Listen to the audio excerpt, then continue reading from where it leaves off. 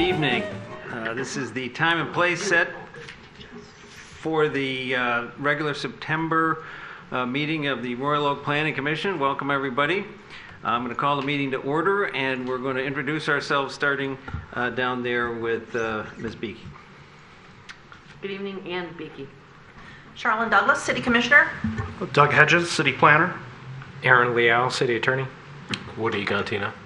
And I'm Gary Casada. I am the chairperson. All right. First order of business is approval of the minutes for August 9th. Did the commissioners have a chance to look at these? Do they have questions, comments, or a motion?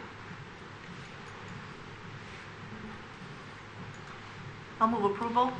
I'll second. Second by Mr. Gontina. Any discussion? Okay. All in favor of the motion, say aye. Aye. All opposed? Hearing none, motion passes. The minutes are approved. Before we do anything else, is there anything that the commissioners would like to add to the agenda tonight? Ms. Beakey. A short discussion on public participation at the end of the... Pardon me? On the topic of public participation at the end of the meeting. All right. Thank you. Okay, and then I guess I'm going to, before I call for a public comment, I'm just going to say we have 4 commissioners here. That constitutes a quorum, and we'll proceed. We have permanently lost Mr. Curtis, who did a very great service when he was here, but apparently he has resigned, and unfortunately he's not here to say goodbye to, but if he's watching in TV land, thank you, Paul, for your participation here. I always enjoyed your comments and your insights, and good luck to you. All right. Public comment on non-agenda items. Is there anybody here who would like to speak on an item that is not on the agenda tonight? Please come up, introduce yourself. You'll have 3 minutes. And where you live. My name is Patsy Regia. I live at 14 House, Smith Avenue. Just want to say a few things, feedback for you guys, all the committees. I've had a fortunate to speak to some young people with different endeavors, and they're in their 20s, maybe low 30s, and they say they've never moved to Royal Oak. I also spoke with regarding the business issue, and the person said we used to come down there, but we've heard it's so corrupt. Royal Oak became a village in 1891. It was a city in, I think it was 1921.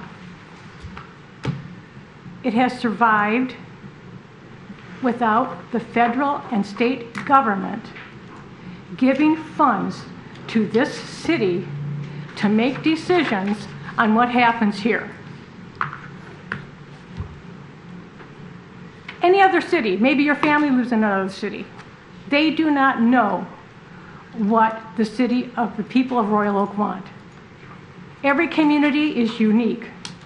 You take money from the federal government and the state government, and they're going to tell you how high to jump, how to spend the money, and it's our money. So it's so sad. The ice rink, I'm not understanding the ice rink, because that beautiful park, my parents, 5 kids in Royal Oak, sprayed the backyard, had an ice rink. I was a brownie leader. We did it in our yard. All you do is spray the grass. And then when the ice melts, the grass comes back. And I heard one gentleman say on the news, it's really for the people we want to bring into the city, not for the city of Royal Oak. So I'm just giving you some feedback. I worked for pulmonary doctors for 21 years. When I worked there, this is when I was there a long time ago, it was, the young people were my daughter's age. They were like in their 20s. And they say, you live in Royal Oak? And they said, oh, everybody wants to move to Royal Oak. And it's so sad that it's changed like this. You know, you want families to come. You don't want drugs and alcohol walking down the street. And these retailers, what's going to happen to the retailers? I just had to come up and say, the ice rink doesn't make any sense when you tear up a beautiful park, because the park can be enjoyed in the wintertime. It doesn't have to, you know. And it's not going to, I don't think it's going to bring business for the retailers. I think it's going to bring businesses for the restaurants, which is fine. But I don't think it's supporting the retailers that are struggling more than anything else. So I just want you to think about it. I know you're looking at me and listening, but you're really not listening to the people, and I feel really bad because Gary, I don't know, I really respect you. I'm not supposed to do that, address a certain person. But I've heard so many things that are so disrespectful and so obnoxious for our city. And I don't think there's turning back. But we're not a globalist city, we're a unique city. We have beautiful people here, beautiful children, people like you. And anybody that makes a decision in our city, not working in our city, should actually live in the city. Am I done? You got 10 seconds.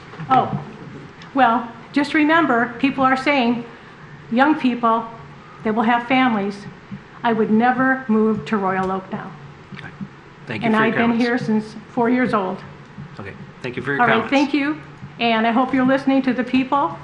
And I hope they don't tear up the park because it's our money. We can't afford it. I don't know. We can't afford it. Thank you. Anybody else in the blue hat there? Sorry, I missed the dress code, but my wife did coordinate my shirt and my hat. So. I don't know. I'm here actually for the building, on the 16-unit building. And if this isn't This is for items that are not on the agenda. right, So this. I'm going to wait for that. Okay, please. I didn't know if this is a good spot to mention this. Stop me if I'm off track. Don't know if it's a planning commission or a city council or what, but the walk signals in downtown, there are a couple that have been out for over 2 months, particularly one at 4th Street and Main, 4th and Main, a really busy intersection. My wife almost got hit the other day walking, looking at the light. It was still red and started walking because it's burnt out. And on the north side, it's gone. The walk signal is gone for the walking north. Somebody ought to pay some attention to that. Thanks. Okay, thank you. Anyone else would like to speak on a non-agenda item? All right, seeing none, we will now close the public comment on non-agenda item section of the meeting. And we'll go on to new business. The first order of business, new business, is a public hearing on the special land use permit and site plan SP 22-09-14. And Mr. Hedges, will you give us a preview of this? I'll just give you a brief preview of what's proposed and then turn it over to the petitioner who can probably give you a more detailed account of what is proposed. What we have before us is a special land use permit and site plan application to renovate the existing facilities at the Judson Center and then also construct a new building of approximately 33,400 square feet for a life skills center. The construction project also involves additional parking and drive aisles. It involves adding a second driveway to Greenfield Road. It also involves a closing of an existing driveway to Springer Avenue. That all other driveways and parking would remain. The addition would occur near the center of the property where they would be taking down two existing buildings and replacing them with the new construction. And they're also going to reuse two buildings on the north side of the property that were previously used for housing children. They're now proposing different office and medical office uses for those two buildings. But I will let the petitioner they can probably give you a more in-depth description of what they are proposing and where. I will turn it over to them. I should add, before I do that though, planning-wise, this would require two variances from the Zoning Board of Appeals, one for the number of parking spaces and the other for the width of one of the driveways on Greenfield Road. So any motion regarding the special land use permit would also need to include permission for them to seek those variances from the Zoning Board of Appeals. Other than that, I'll turn it over to the petitioner unless you have questions regarding our staff reports. The only comment that I have really quick is that it looks like you changed that part about the 35-foot driveway, because my version said that a variance is not required, but it looks like you've highlighted that. So yes, there was a revised report sent out last week. The original report included, basically said that it didn't, unfortunately after the report went out, I was overruled and told that yes, that would require a variance. That's okay. Just for the record, I just wanted people to know who may have seen this, that the updated version correctly states that the variance is required. Okay, any other questions for Mr. Hedges? All right, why don't we call the petitioner up and tell us about your project and why you are entitled to the relief you seek. And please introduce everybody on your team who's going to participate here, and we'll look forward to the presentation. So hello everyone, I'm Lindsay Woods. I'm the architect. I work for a planning design firm that was hired by Judson to work on plans and documentations. We also have our civil consultant here, our COO, and part of our board. Excuse me, can you just check if the green light is on your microphone? Yes. Okay, 'cause I can hear. Great. So we have a couple of our members here, and then I also have Patrick Calhoun from my office here as well. Patrick, would you like to give a brief overview of our goal and vision for this? Yes, again, Patrick Calhoun, architect at Stantec. We've been working with the Judson Center for a while now, developed a master plan for this, and then proposing these changes to the property. Essentially, this is it's a facility for working with youth on the autism spectrum, as well as youth who are in foster care. And the facility been there for almost 100 years now. Yep. The goal of this is to provide additional space for the existing use of the building, for the existing uses and the existing people that receive services and offer services here, to provide adequate space for the kinds of programs that they offer, including in phase one, which is the renovation of that pinwheel-shaped building you see closest to 13 Mile there, interior renovation of that space, a small addition to provide additional family visitation rooms, and then an outdoor secure playground and family gathering area for people receiving services in that area. And that's actually, you see the gray rectangle that's closest to the corner, the lower right-hand corner that's closest to 13 Greenfield. This also includes renovation of the two buildings on Springer, one which is already a career center, to remain a career center, but to be updated to better serve the type of programs that they offer, and the other one further east on Springer to provide clinic space to serve primarily the people that already receive services through Judson Center. Yeah, and one clarification, neither one of those buildings is currently being used as a residential type. One is the facilities building, and the other is the existing career facility. So neither one of those are currently being used to house anyone. Okay. The long-term plan after these renovations, the phase two plan is to provide this, to provide the Life Skills Center with space for basically life skills training for the children and young adults who receive services at Judson Center, gathering space for them, indoor areas for practice, basically practice bank, practice apartment, practice cafe, things to basically learn how to function in the world, and also to provide space for staff meetings and provide indoor multi-purpose space just for when the weather isn't good enough to be outside, to give the children room to play, which is currently kind of limited by the small size of the existing facility. A key part of this, between that addition and the two buildings on Springer, is a sensory garden and an outdoor play area that's really a pivotal part of the program to make sure that outdoor space that's secure to allow children to play and to allow them to just experience different sensory environments outdoors. That is the longer term plan. There will be, in order to smooth traffic flow, which gets a little bunched up now, expanded parking as well as a ring road that will continue through the site. So when people leave, they are exiting onto Greenfield further away from the intersection and not onto 13 Mile. That's an important part of this, is just to smooth that traffic flow. Part of this also is recommended by the city, and we think it's a fantastic idea, is to close off the driveways that lead onto Springer.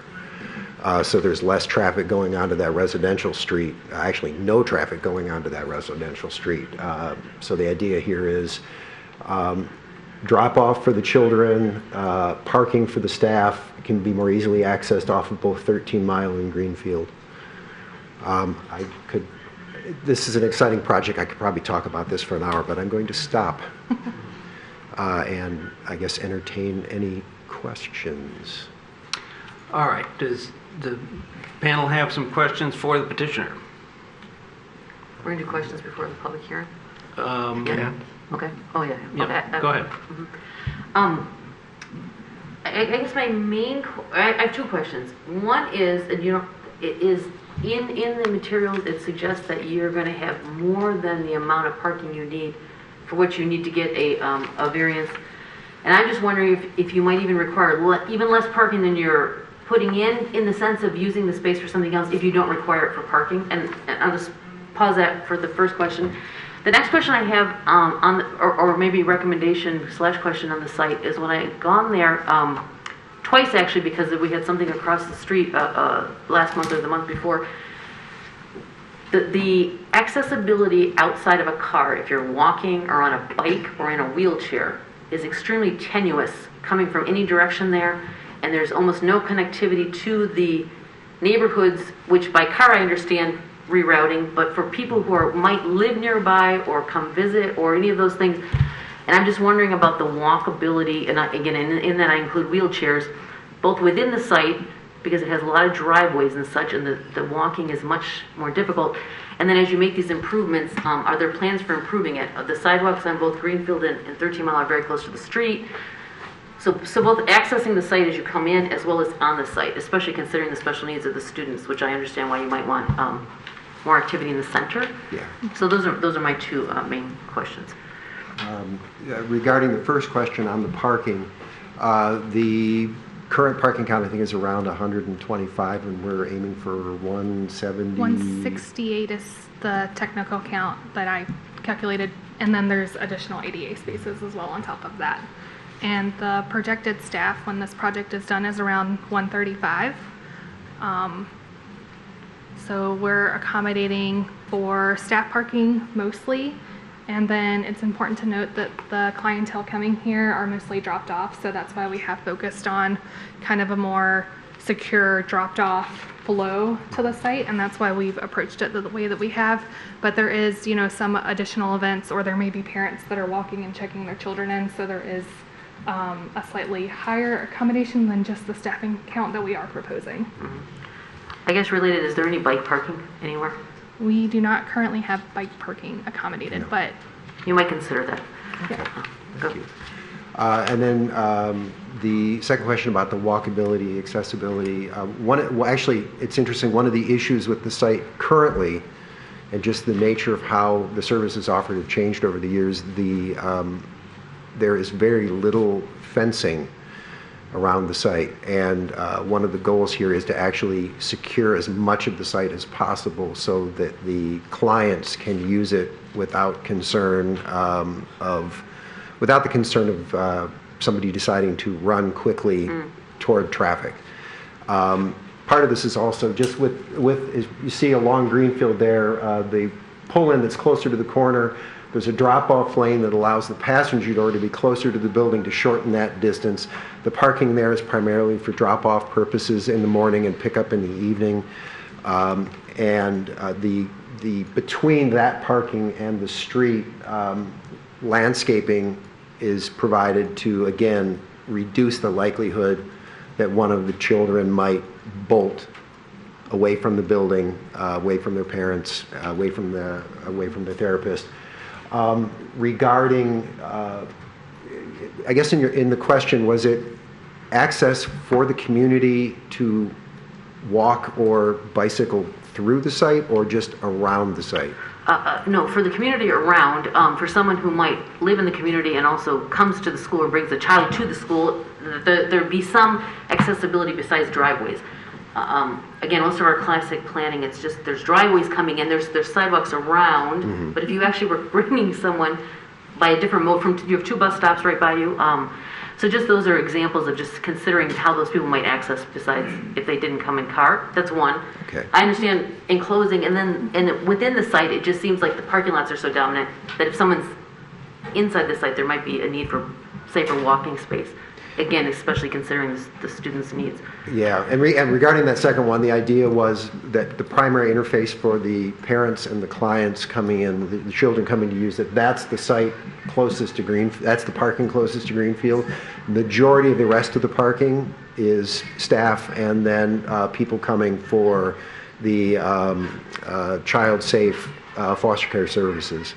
So, and actually a big part of this was trying to reduce the existing problem of kids having to walk through the parking lot to go from the building to the playground. The idea of improving connection off the sidewalk off of Greenfield, that if somebody was coming on foot, on bike, in addition to the sidewalk that we've got at the entry drive closest to the corner, we can take that into consideration. Please do, again, for both accessibility, mobility options, as well as inclusion. I think it's important to make sure that if someone chooses to walk, they should be able to get in as easy as someone who's driving. Okay, yeah, thank you. All right, Mr. Cantina. Well, I guess I have a procedural question first, because I have a site plan question. So are we tackling special land use right now? Yes, there's two different things here. The site plan, which has to include, if we approve it, the 2 permissions to go to the variance, and then the site plan is a different issue, but I'm not going to stop you from asking a question. Okay. So the question is around, there's a lot of new impervious surface being created with not only the building additions as well as the new parking. I noticed there's quite a bit of engineered stormwater infrastructure that I have no doubt will meet the city engineer's requirements. My question, though, is around how much consideration was given to either green infrastructure elements for some of that stormwater management or some percentage of permeable paving for those new parking areas to promote more natural stormwater infiltration versus engineered conveyance and collection. I mean, we definitely took more of a traditional approach with the materials at this time. We weren't seeking any specific sustainability certifications, but we have, taken into consideration, obviously lots of vegetation and landscape for a large percentage of the site, and then we are doing the underwater storm management, but as far as impermeable surfaces, we haven't planned on providing any of those at this time. Other questions before we move on? I do have one question, just to be clear. The use of the site right now, is there a change in use at all, or is everything you're planning on doing something you're already doing? It is something we are already doing, but improving the program elements that they're providing to their clients. So everything here is to provide enhanced services from what they currently have, but we're not proposing really any occupancy or type changes. They're not really changing their business model or planning anything like that. No new use types outside at all. Thank you. All right, if you would have anything, Mr. Cantina, sorry. So this question actually is more for Doug then. Help me understand why they need special land use approval when their use isn't necessarily changing. Is it simply because they already are a special land use, they're making modifications to it, and that's why it needs to come in front of us? Yeah, that's correct, because it's a significant expansion and modification as to what's there. Thank you. All right, and I see we have a new member of the team here. Please introduce yourself. Yes, sir. Brad Brickle, Noack and Frost Engineers, 46777 Woodward Avenue, Pontiac, Michigan. I just want to add a couple things because I'm the civil, so just kind of give a little more feedback with respect to stormwater and things like that. So, yeah, it is more of a traditional approach, but what we will do is this project progresses, we'll do infiltration testing and things like that to see if the ground's conducive to that. If it is indeed achieves a certain permeability rate, we'll create a system where it allows it to infiltrate back into the groundwater. So that usually comes at the next step once they get further along in soil borings and everything like that. As far as the sidewalk, I know we kind of talked about interconnectivity. There pretty much is sidewalks around all the buildings now. If you kind of look as you head on the east side, they wrap all the way around up to those existing houses. And so pretty much you can get anywhere from point A to point B on the site now, which didn't exist. We're going to upgrade all the entrances to be ADA accessible because obviously that's a big need. It's a requirement. Yeah, and a requirement, right. And then the last thing I just want to touch on is the variance for the width of the drive approach on the greenfield. So it's kind of a unique situation. If you look at the drive approach off of, I don't know if you can zoom in on that, Doug, but the drive approach off of 13 Mile, so it's essentially the same driveway width, the same curb radius that's required for engineering standards. So it's like a 24-foot wide drive aisle with a 25-foot radius. What makes it, and I'll wait till it gets there,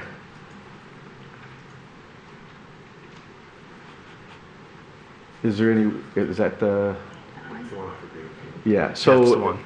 the reason it's problematic is if you look at the proximity of the back of curb, which it's only from there to the property line is only like 5 or 6 feet. Okay, so it's very narrow.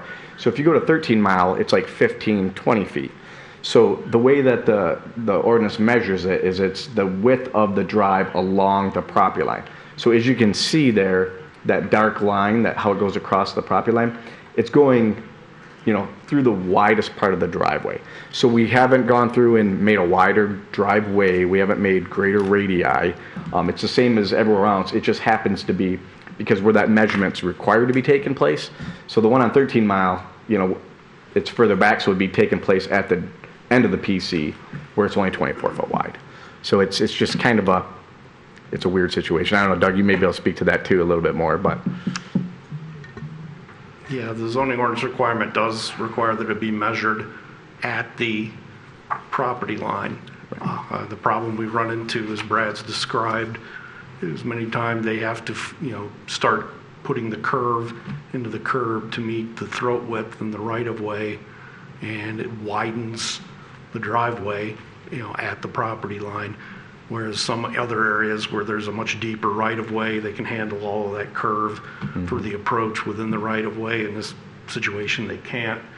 And as a result, it creates, a wider driveway where we have to measure it. Although effectively the driveway isn't any wider than it's the same. It is at its narrowest point. Yep. Okay, that's all I had. Thank you. Okay. But I'll wait. Understood. Thank you. All right. Anything else before we call for public comment? Okay, if you want to have a seat, I'm going to... Okay, we're going to take 1 second to check the microphone. There is some question about the technical question here. We want to make sure. Outside, right? And the music is outside, right? Yeah. Okay. It's not just me, like there's music. Bueno. All right, so we'll open the public hearing. If there is anybody who would like to speak on this special land use or site plan, please approach, state your name. You have 3 minutes. I have a packet. Can I approach and Sure. give these to you? Sure. It's just some additional photos and information that you can't speak.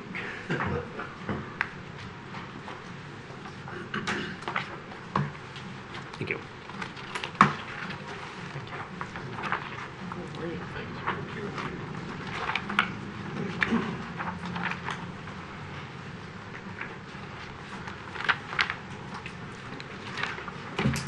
Good All right, evening. you may proceed. Thank you. Good evening. My name is Tim Harmon. I live at 4233 Yorba Linda in Royal Oak, directly adjacent to the Judson property.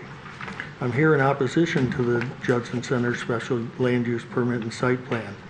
As you'll hear from the 9 neighbors that live in the properties that abut the Judson Center, This proposal does not meet the special land use criteria for being harmonious with the surrounding neighborhood. By their own admission, Judson is proposing a development that is too dense by needing a variance regarding the parking requirements. The Judson expansion is 33,400 square feet of new building, nearly doubling the existing space. Today, they have 127 conventional and handicapped spaces, yet are only asking to add 52 new spaces. The parking shortage, as you pointed out, must go to the Zoning Board of Appeals, and the ZBA can only approve the variance if they can find that there is a practical difficulty on the site. This isn't a practical difficulty, it's self-created, and therefore should not be granted. In fact, in the Plan Division Memorandum that spells out the parking requirements per 770-107, it requires a total of 225 conventional parking places, not including handicap. 770-108, barrier-free parking, says required barrier-free parking spaces shall be in addition to those required under 770-107. The Judson Center plan shows a total of 179, 11 handicap and only 168 conventional spaces, not the 225 required by zone.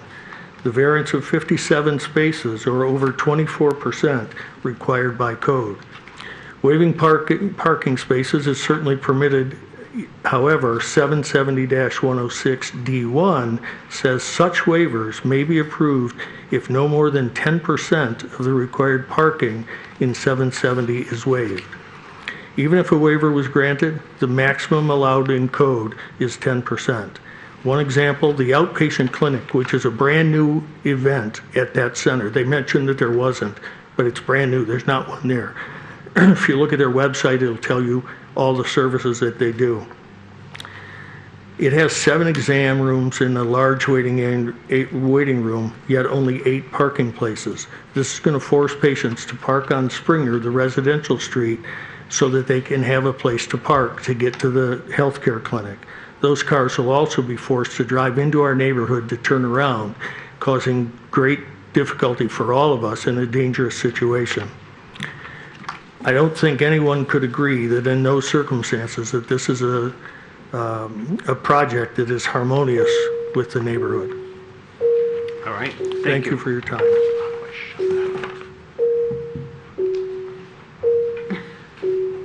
That is annoying. All right. We'll get the beeper to stop and we'll go to the next person. Thank you. All right. Thanks. That's my voice. Please introduce yourself and give us your presentation. Hi, my name is Debbie Harmon, and I am a 40-year resident of 4233 Yorba Linda, adjacent to the Judson site. The request before you by the Judson Center is asking to allow them to build a vinyl fence to serve as a buffer between their site and our homes. Vinyl is not called for in the code.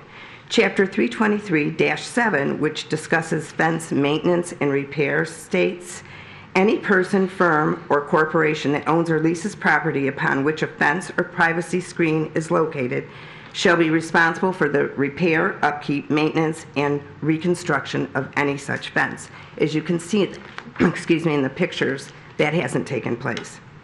I mention that because the Judson Center provided a uniform fence along the residential boundary well over 20 years ago. You will see in the pictures we provided to you that the fence has not been maintained. The homeowners cannot be asked to believe their behavior will change if allowed to construct a fence made of vinyl or wood. Vinyl fences must be installed at a minimum of 4 inches above ground level, which will allow for headlights, dust, dirt, trash, and grass clippings. Vinyl fencing is subject to being hit by parking cars, snow plows, and lawn care personnel, which already occurs, which brings us back to the historic lack of maintaining the existing Judson's fencing. With the proposed driveway running adjacent to the residential properties, there is a genuine need for additional noise, dust, and trash screening. Subsection 770-90, landscaping, green belts, buffers, and screening. Section D2 states, where there is a need to provide a greater noise or dust barrier or to screen more intense development, a solid wall or fence or a combination of landscaping and a solid wall or fence shall be required by the Planning Commission in accordance with Chapter 323. It goes on to say the Planning Commission shall approve the construction materials of the wall or fence, which may include face brick, poured-in-place simulated face brick, precast brick face panels having simulated face brick, stone, or wood. 770-90D1 and D2 does not allow for a vinyl fence in these circumstances. The amount of traffic on the proposed 25-foot road/driveway traveling a mere 8 feet from our property, the amount of noise, dust, dirt, and headlights will be a major cause of discomfort. We are requesting that the Planning Commission reject the request for a vinyl fence. The neighborhood would ask that the Commission require 6-foot-high, poured-in-place, solid wall as called for in the code as well as Chapter 323. The new development is not harmonious with the surrounding neighborhood and will definitely have a negative impact on the peaceful enjoyment of our property and its value. Thank you for hearing our concerns. Thank you. Anyone else to speak? Yes. I'm going to bring my wheelchair up if that's okay. You certainly may. I'll walk behind you. Thank you. I can walk a little bit, but then I think I can bring the microphone down. Can you just pull it down? Yeah, I'll pull it down.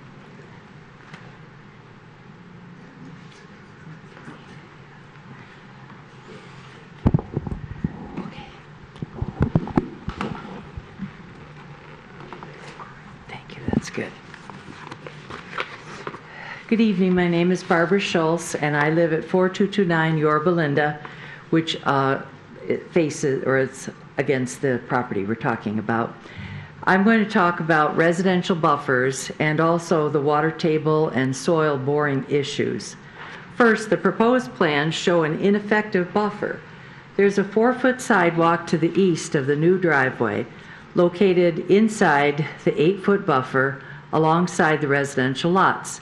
This reduces the buffer to only 4 feet between residential property and the public, which is against the city code of 8 feet. We ask that it be removed and the space between the driveway and the new fencing be utilized as a proper greenbelt buffer. If a sidewalk is necessary, move it to the other side of the driveway, away from the residential lots. Second, on the north side of the property, the same plan shows sidewalks leading out to Springer. These sidewalks are not needed as all parking and entrances to those buildings are on the inside of the proposed site. Those sidewalks will only encourage visitors to use Springer as a drop-off and pick-up location.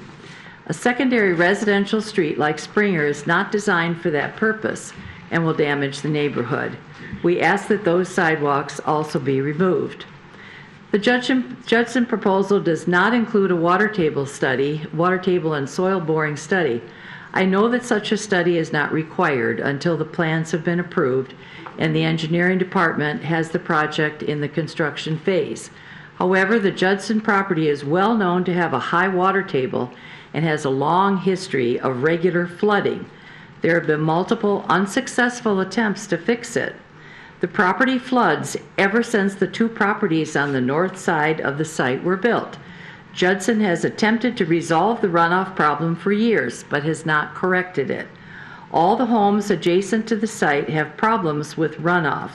The subsequent grading they have done that raised the elevation no longer allows for rainwater to dissipate, which causes standing water.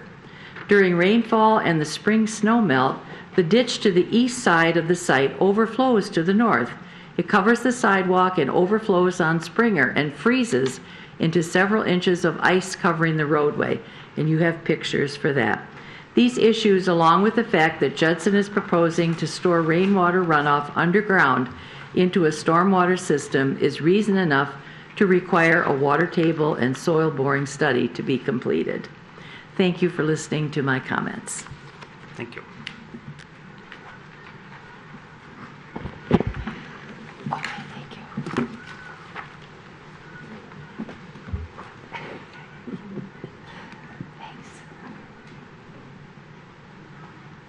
All right, please introduce yourself. You have 3 minutes.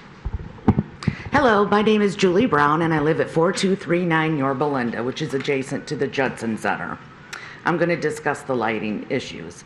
The lighting schedule shows that the light poles on the east side directly adjacent to the residential lot do not have house side shields, which is required by code. Additionally, the plans call for astronomical time clocks with dusk to dawn photocell. The specific light pole descriptions mention integral high-low motion sensors. There is no reason for the lights to be on beyond the center's normal operating hours. Therefore, a motion sensor allowing for a low light to come on should someone inadvertently pull into the complex is the most lighting that should be allowed. Lighting from the complex at night is no way something that would be considered harmonious and appropriate with the existing character of the residential community it borders. The light should remain off beyond the center's normal building hours. Thank you. Thank you.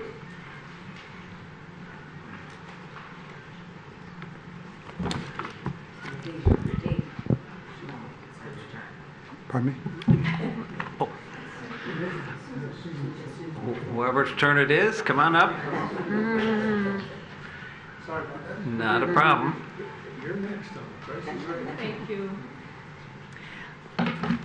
My name is Susan Bryloff, and I live at the corner of Springer and Yorba Linda, and I've lived there for 52 years. I wanted to address the rooftop HVAC problem. The proposed plans do not show sufficient detail to determine the visibility of the HVAC units for the buildings. We are requesting that the buildings be required to have parapet walls that are extensions of the structure's main wall and act as a barricade or railing on the roof as indicated in the code 770-90J4. Rooftop mounted generators and heating, ventilation, and/or air conditioning units shall be A, located away from the public view insofar as possible, and on that side which is opposite or at the maximum distance possible from the front facades of the building. B, situated so that they do not cause excessive nuisance or offensive to occupants of nearby buildings. And C, concealed from the public view by decorative fencing, a parapet, or an alternative screening method as deemed necessary and advisable by the Planning Commission. My own experience with Judson, it's memorable. I've lived there since, I've lived there for 52 years, but in the 80s, Judson built those 2 group homes right behind my house without adequate parking. I've dealt with employee cars, buses, and vans parked on both sides of the street from Greenfield to the corner of Springer and Yorba Linda. These cars often use my driveway in order to turn around and exit back to Greenfield.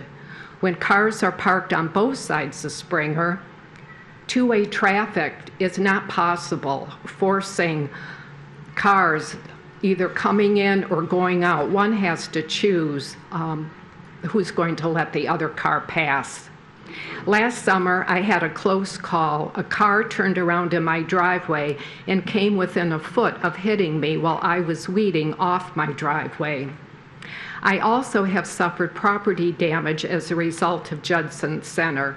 A maintenance employee hit my fence with his riding mower. He had hit it numerous times, and the home repaired it once, that same maintenance employee, but then the second time I repaired every single unit to be reset and re-cemented. And the lack of adequate property management has resulted in that large water freezing along the side of my fence in the late winter and spring, as you can see from those photos. Not only is this dangerous for me to try to maintain, but pedestrians can't walk from Springer to Greenfield. It's just totally blocked for the entire winter and part of the spring. And it's a turning Also, turning a group home into a health clinic's counseling center for procedures and sports physical is not appropriate within 30 feet of my home and off of a residential side street.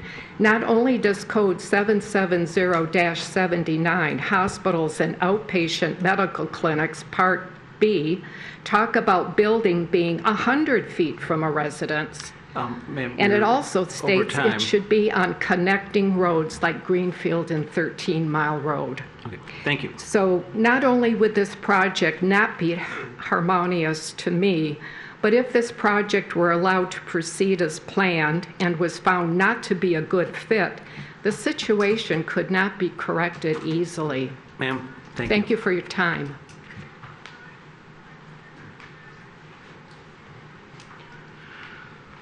Second try. You sure? So my name is Dean Johnson. I've been a homeowner on Yorba Linda for over 20 years. My home is directly adjacent to the Judson Center. My concern is with the expansion and the explanation we heard earlier about the Greenway and drive access. That expansion in that area of traffic, it will increase significantly in terms of not only volume there, but volume of traffic that's going to go by my house. And it will also create a greater risk of danger as that part of the road on Greenfield going north, the east side road merges into one lane right after 13 Mile, which is a heavily trafficked intersection. There are two particular factors that I'd like to address with respect to why there's an issue.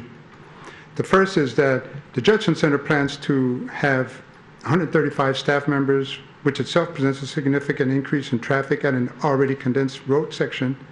In addition, the planned full-service outpatient clinic that will also serve a broader population will drive significantly higher volume of traffic throughout the day. The second part is, given the location of the driveway and the increase in the traffic, the direction that the staff and patients will need to exit the facility and head to their homes or other locations will result in more dangerous driving situation and a significantly higher traffic volume driving by my house and the neighborhood. The result of the fact of these increased volume, if you look at it, most people will have to exit Greenfield driveway. To make a left going south, they have to cross a lane, the northbound lane. And the same thing to go eastbound on 13 Mile. As a result, the staff and patients will take the path of least resistance, which will be to drive by my house and through our neighborhood. Thank you. Okay, thank you. Anyone else like to speak on this issue? Here we go. Yes.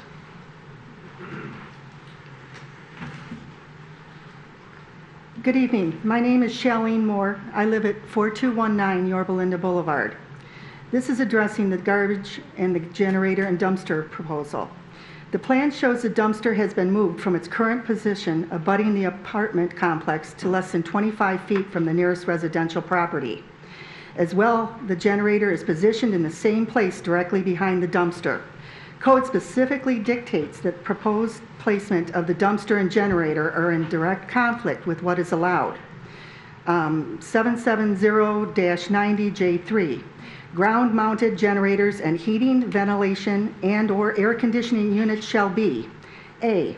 Located away from public view insofar as possible and on that side which is opposite or at the maximum distance possible from adjacent residential uses. B. Situated so that they do not cause excessive nuisance or offense to occupants of nearby buildings. And C. Screened with plantings or an enclosure which is unified and harmonious with the overall architectural theme if they are visible from any public right-of-way or adjacent residential uses. We ask that the position of the garbage and the dumpster and generator be reversed so that the garage may act as a sound buffer from the noise and activity those machines create. Further, we ask that stipulation be made requiring the dumpster removal to be allowed only during the hours between 9 a.m. and 5 p.m. Tonight you have heard our concerns about the HVAC cover, the dumpster problem, water issues, fence issues, lighting, insufficient buffer to our properties, traffic, and parking. Members of the Planning Commission, as you can see from today's presentations, these are significant issues with proposed Judson Center expansion and that go against the special land use criteria for being harmonious with the surrounding neighborhood. Please note that the proposal doesn't have practical difficulty. Rather, it is self-created, hence should not be granted. Therefore, we ask you to table this proposal until further studies can be done to properly address these issues. Thank you for your time and understanding. Thank you.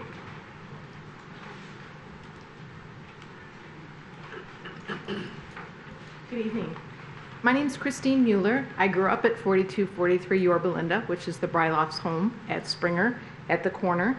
And while I no longer live there, I am still a frequent visitor of the area, and I feel that it's, what I have to say is relevant. It's my understanding that in order for the commission to approve the special land use, several criteria need to be met. So we know that the project needs to be harmonious with the master plan. It shouldn't change the essential character of the area. It shouldn't be hazardous or disturbing to existing uses, and it should be an improvement to the property. The project is not harmonious to the master plan. The property is zoned as mixed use 1, which is low intensity. And the examples given as low intensity projects are public buildings and institutions, schools, or religious organizations. None of these are what Judson Center is. Instead, the scope of this project is very large. They are proposing to have 135 employees and an unknown number of clients with the Life Skills Center and a clinic. And again, the clinic, is my understanding, is something new too. This is not a renovation of current facilities. There is not a clinic operating there, is from what I'm understanding. So this would be a significant change and disturbing to the neighborhood, which primarily exists as single-family homes, a large park across the street, which is Dickinson Park, and a small apartment complex, which is on Greenfield. So being familiar with the area, I can say with confidence that the burden of the impact is going to fall upon the immediate neighbors. Springer is the only street in the immediate area. People will not be able to park on Greenfield or on 13 Mile if there are not enough parking spaces. Springer will be the only option. People are not going to cross Greenfield and cross 13 Mile to park in those other neighborhoods. Springer is going to bear the burden of that. Parking will again be parked, cars will again be parked on both sides of the street, creating a hazardous situation. I'm troubled by the fact that Judson is guessing at the number of parking spots that they would need. If their guess is incorrect, it doesn't hurt them, it hurts these people over here. Not having a driveway out to Springer does not stop folks from parking there. We all know that people are going to park closest to the entrance of a building that they go in. So that just creates a problem. The clinic should not be on the inside of those two buildings. According to the code, the clinic should be on a major thoroughfare. Springer is not a major thoroughfare. Driveways off of Greenfield will not keep traffic over Springer. And I agree with Dean. He talked about that Springer and Yorba Linda will become connector streets out to Woodward, and that's again or a large number of turnarounds will happen. So for the above reasons, I ask that you not approve this project for a special land use and not approve Judson Center site plan review. Thank you. Thank you. I think I'm the last one. You sure about that? My name's Mark Mueller. I'm the son-in-law of Susan Bryloff, one of the Judson Center's neighbors to the east. And for over 3 decades, I can say that the Judson Center activities have been somewhat of a nuisance that detracts from the neighborhood. Whether it's the on-street parking by the Judson Center's employees and visitors, flooding from uncontrolled runoff, traffic on residential streets, conflicts on the fence line, all of them will be made worse if you approve this special land use request. Section 770.11b1 says that the Plan Commission can grant special land use requests at its discretion, but that discretion is to be based on specific determinations that are set out in Section 770.11c. You know what they are. There's 7 of them. I'm not going to read them all off here, but it's not going to be harmonious with the master plan. It's not going to be an improvement in relation to other property in the immediate area. It's going to worsen conditions for the existing residential uses, and it's going to increase public costs and burdens without any additional revenue to the city. Now, I'm sure that the advocates for Judson Center are going to claim that the new use is not going to be all that intense and that they don't need all of the parking. But we're talking about 135 employees and an unknown number of clients and visitors. That's a lot of people in and out of that residential area every day. If you approve this use, you're doing so in the mere hope that everything's going to be okay. There's no remedy if you're wrong. There's no buffer anymore. The intense use and the parking and the traffic problems will plague the neighborhood until it's devalued and disinvested. And what you'll have is a big property tax exempt burden. Thank you for listening to all of our comments tonight. Thank you. All right, anybody else to speak on this site plan or special land use from the public? Okay, seeing none, let's call the petitioners back up, and I would suggest all 3 of the team come up.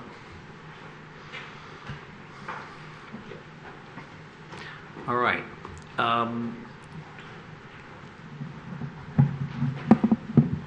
So I would like to ask a couple questions here. You heard the comments there. Can you address the issue, starting off, tell us about the water runoff issue, which I wasn't aware of before today. Yeah, I mean, part of any development, we run into these situations from a site that's been there 30, 40, 50 years. So it's our duty as engineers, and I've done a lot of developments in Royal Oak that have been successful, that we will address. We'll look at grading. If there are drainage issues, we'll look at those, because we're required by code to pick up all drainage water from our site. We can't take water. So if there's water currently draining off site, we can no longer do that. Okay, so we would have to put in stormwater units and structures to pick up all that. And that's, I mean, engineering does a very good job, very thorough at looking at all that. So we would definitely pick up all that water prior to leaving the site. Yeah, I mean, and that was one of our goals too as we went through this process, was to address some of the standing water issues that were happening on the site. All right. I do have a couple more questions, but I guess I would ask my colleagues here if they have questions. Mr. Cantina. So some questions regarding some of the statements about parking on Springer Avenue. As I see what's proposed, you're removing the drive access to Springer. The 2 buildings on the north side of the site, I understand that they're being renovated. In terms of their current use and the renovations, I'm going to try to formulate this question so it makes sense. The buildings and the way the buildings face and how you would normally access the buildings, my assumption is that they sort of face Springer and are the existing conditions that they're designed to sort of be entered off of Springer. Right. Is the new design and renovation changing that such that the quote-unquote face of the building is now interior to the site? Since you now have a new drive lane, new parking area, and you're shutting off access to Springer, is the design intent that the buildings are entered and accessed internally versus off of Springer? And do you, I guess, well, let's answer that one first. Yeah, the design intent is that the current entries that face Springer remain the main entries to the building, with the sidewalk access coming from the parking that's between the buildings and behind the buildings. And I apologize, I didn't dive into the landscape plan deeply enough. Is there any sort of landscape or buffer planting along Springer to, in essence, help deter anyone from parking on Springer assuming that it's, you know, an allowable parking situation, parking on Springer and simply walking from there to the entrance. Because I understand the design intent, but if the expected entrance is still off of Springer, I think without a drive, there probably is a concern with someone wanting to park on Springer and walk to the easiest entrance. So could you address that, please? Yeah, so we did hear the concerns earlier about Springer, and so we have moved to close off the access drive. There will still be some training that will have to happen with clients of Judson to change their thinking about that, but we have worked to improve that flow and try to keep all of our traffic internal to our site so that we weren't trying to encourage parking on Springer. Obviously, people, you know, can still make their own decisions, but our guidance would be to provide some additional feedback when the project is underway to proactively have people park in the Judson Center site. And again, our intent was to bring all that traffic internally so that we were taking that traffic out of the neighborhood. Currently, we do still have the sidewalks around the whole site for accessibility. We have closed off the end of Springer and we provided a tree buffer along that way as well. And you can see there's even one going exactly in where the entrance used to be for that site as well. So we are providing a buffer visually along that site as well.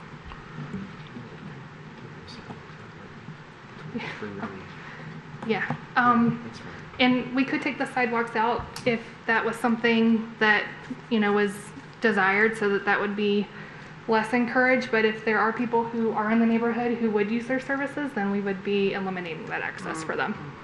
Yeah, but yeah, if the desire is to remove those sidewalks from Springer to the front of the building and to change the landscaping to discourage people coming from that direction, that's fine. We'd be happy to make those changes. We could do that. We could add, we're doing a low fencing at the Greenfield side of the site. We could also maybe put some of that along Springer as well. But again, you would be restricting pedestrian access at that point. Yeah, okay. I wouldn't necessarily be supportive of removing the sidewalk there, but I think on the private property, there is the potential for some signage to make it clear that folks accessing the property are to not be parking on Springer. That's really, I wanted to sort of just get a better understanding of that connection from Springer, the sidewalk, those building entrances, and how much effort was being made in design to discourage that. Yeah, we had not included any additional like small size signage for that, but of course that would be an option that we would be open to. Thank you. All right, other questions? Commissioner Douglas. Yeah, a couple of some questions about some of the physical configurations of the building. There was a question raised about lighting and shielding from neighboring properties. Can you talk about how you will address that to protect to reduce lighting spillover? Yeah, so we actually do have shielding on the lighting, and we are reducing the height of our lighting to meet the requirements in the zoning ordinance. We've already done our study, which is included in here, and we show that we don't have any light spillage onto adjacent properties as required. So we should be meeting the requirements as specified by code for that requirement. Can I just ask one clarification? Sure. For that? But just a point of clarification. When you're talking about what you're saying is the new shielded lighting, this is what's in the proposed plan, not in what's actually physically there now that the neighbors are experiencing, correct? It's all new site lighting. So in other words, you're correcting a problem that they're experiencing now. I just want to be I haven't heard in the plan. I'm asking this to her in terms of what, when you refer to the lighting, you're referring to the new lighting, not the existing lighting? The new lighting has calculated at a 0 lot line spillover. So there wouldn't be, any of the new lights we're putting in, there are shielding elements on those, and we're directing it towards the Judson site, so we're showing the calculation doesn't cause spillover onto adjacent properties. Yeah, and they're a lower height. They're lower height, they're the 15 height requirement now, and I believe they're much higher than that now. But you have not studied the current. You don't have a comparison with the current. Whatever they're... Okay, sorry. I'm sorry, they're taking your time. Never mind. We're discussing just the new lighting. Correct. Okay. Yeah. I just want that point of clarification. Okay, another question about shielding of HVAC equipment. How will you make sure that that is not visible? So I heard two comments about that. One was about the generator and the generator enclosure. I'd have to check the dimension, but it is at least over 30 feet. It's over 30 feet inside the site, which I believe exceeds that 25-foot comment that was mentioned.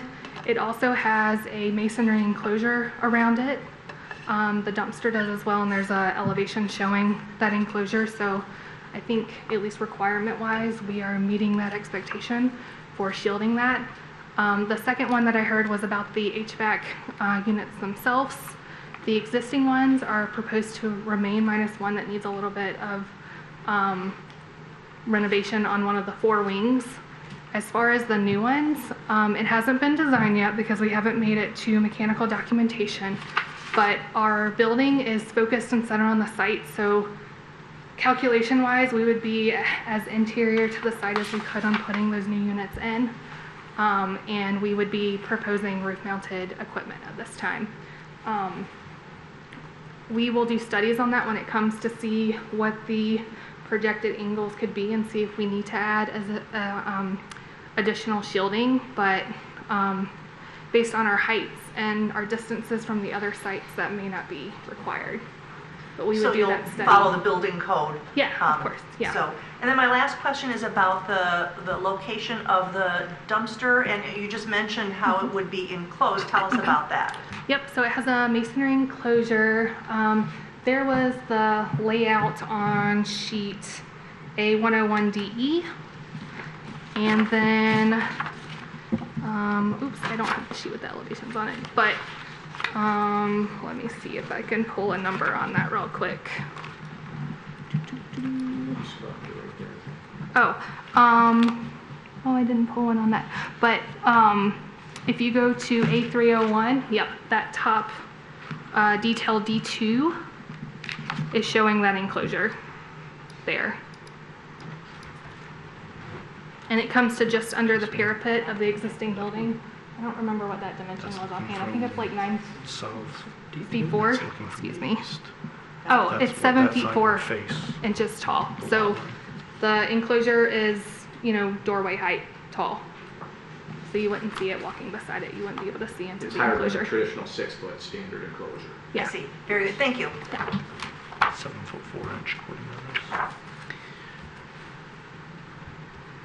Ms. Beakey.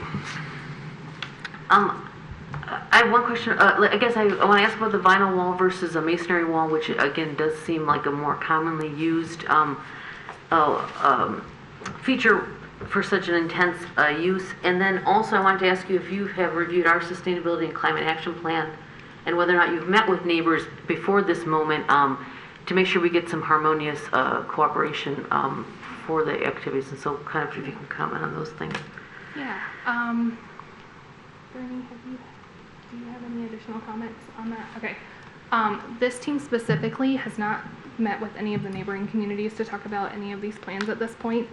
I'm familiar with the sustainability requirements. I haven't done an in-depth one-by-one to check off what that might be and how that may affect this, but would definitely be open. It's our to new doing general that. plan, but Yeah. which will give you some perspective on kind of our expectations as far as building materials and site materials and that sort of thing, moving away from the traditional and acknowledging that anything we're putting up nowadays is going to be around for 30 or 50 years, and we need to mitigate issues that we already have, like the water. There's talking about vinyl being a terrible pollutant, both in production and long-term use and such, and so maybe some of the choices aren't very harmonious with our intentions at this point, which, anyway, it's just something to take into consideration. The fence, masonry wall. Yeah, I mean, it is quite an expansive length of fence, and there is a variety of applications that are currently there. We were looking for something continuous, easy to maintain for our client and for the length of that, so that's kind of where we started on direction for the fencing along there. And it is a 6-foot high fence to help with shielding on the site. Thank you. Yes. And we're open to recommendations if you need a change on that. Yeah, and just to say, I think that's a site plan issue, but it's at any time, to be discussed. But I have a question about the fence. The fence right now is a wood fence, and I have some question on my mind. Who installed the fence, and is it on your property or is it on the homeowner's property? Tell me about it. Do you know physical location offhand? Yeah, and the residents would probably know who installed the fence because they've been there forever. I'm not sure who installed it. I don't want to address them if you guys want to ask. Okay, but- well, the idea would be that the fence that's existing would be removed, and if it was on their property, there'd have to be some cooperation there, and then it would end up being, a new fence would be on your property, and then you would be responsible to maintain it. That would be the idea, yes? Absolutely. All right. I also wonder, we're spending a lot of time talking about the north end of the property, but really the south end of the property as it exists today is elevated, and when the cars park facing east, which they do, would seem to me they would shine right into the apartment windows.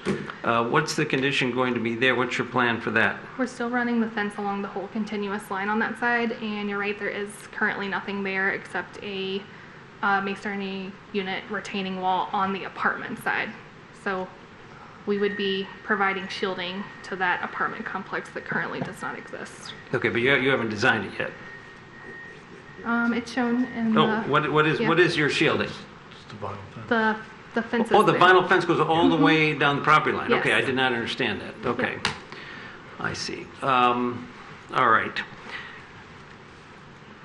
Yeah, the fence on the landscape line, it's item 1. Okay, it's the entire length. Okay. Yeah, it goes. Okay. Is there a generator on the site right now? No, there's currently not a generator. Obviously, it's for emergency purposes only, so it would not be running regularly. Okay, and tell me about the design choices you made to put the generator where it is, where you designed it.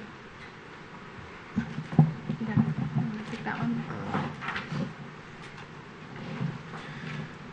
Yeah, the location in that corner, it's to allow it's basically to allow the garage to be closer to the facility department, the people that run the site. The garage and their offices and their storage are immediately adjacent. So it's for access, being able to pull equipment in and out of the garage, to be able to back vehicles in. That's essentially those two issues, to put the garage closer to the building. Clarify for me, I make sure I know what I'm talking about here. So the generator is north of the dumpster? Yes, that is the generator location. Okay. And, all right, is there any reason it couldn't move closer to the building on the other side of the garage?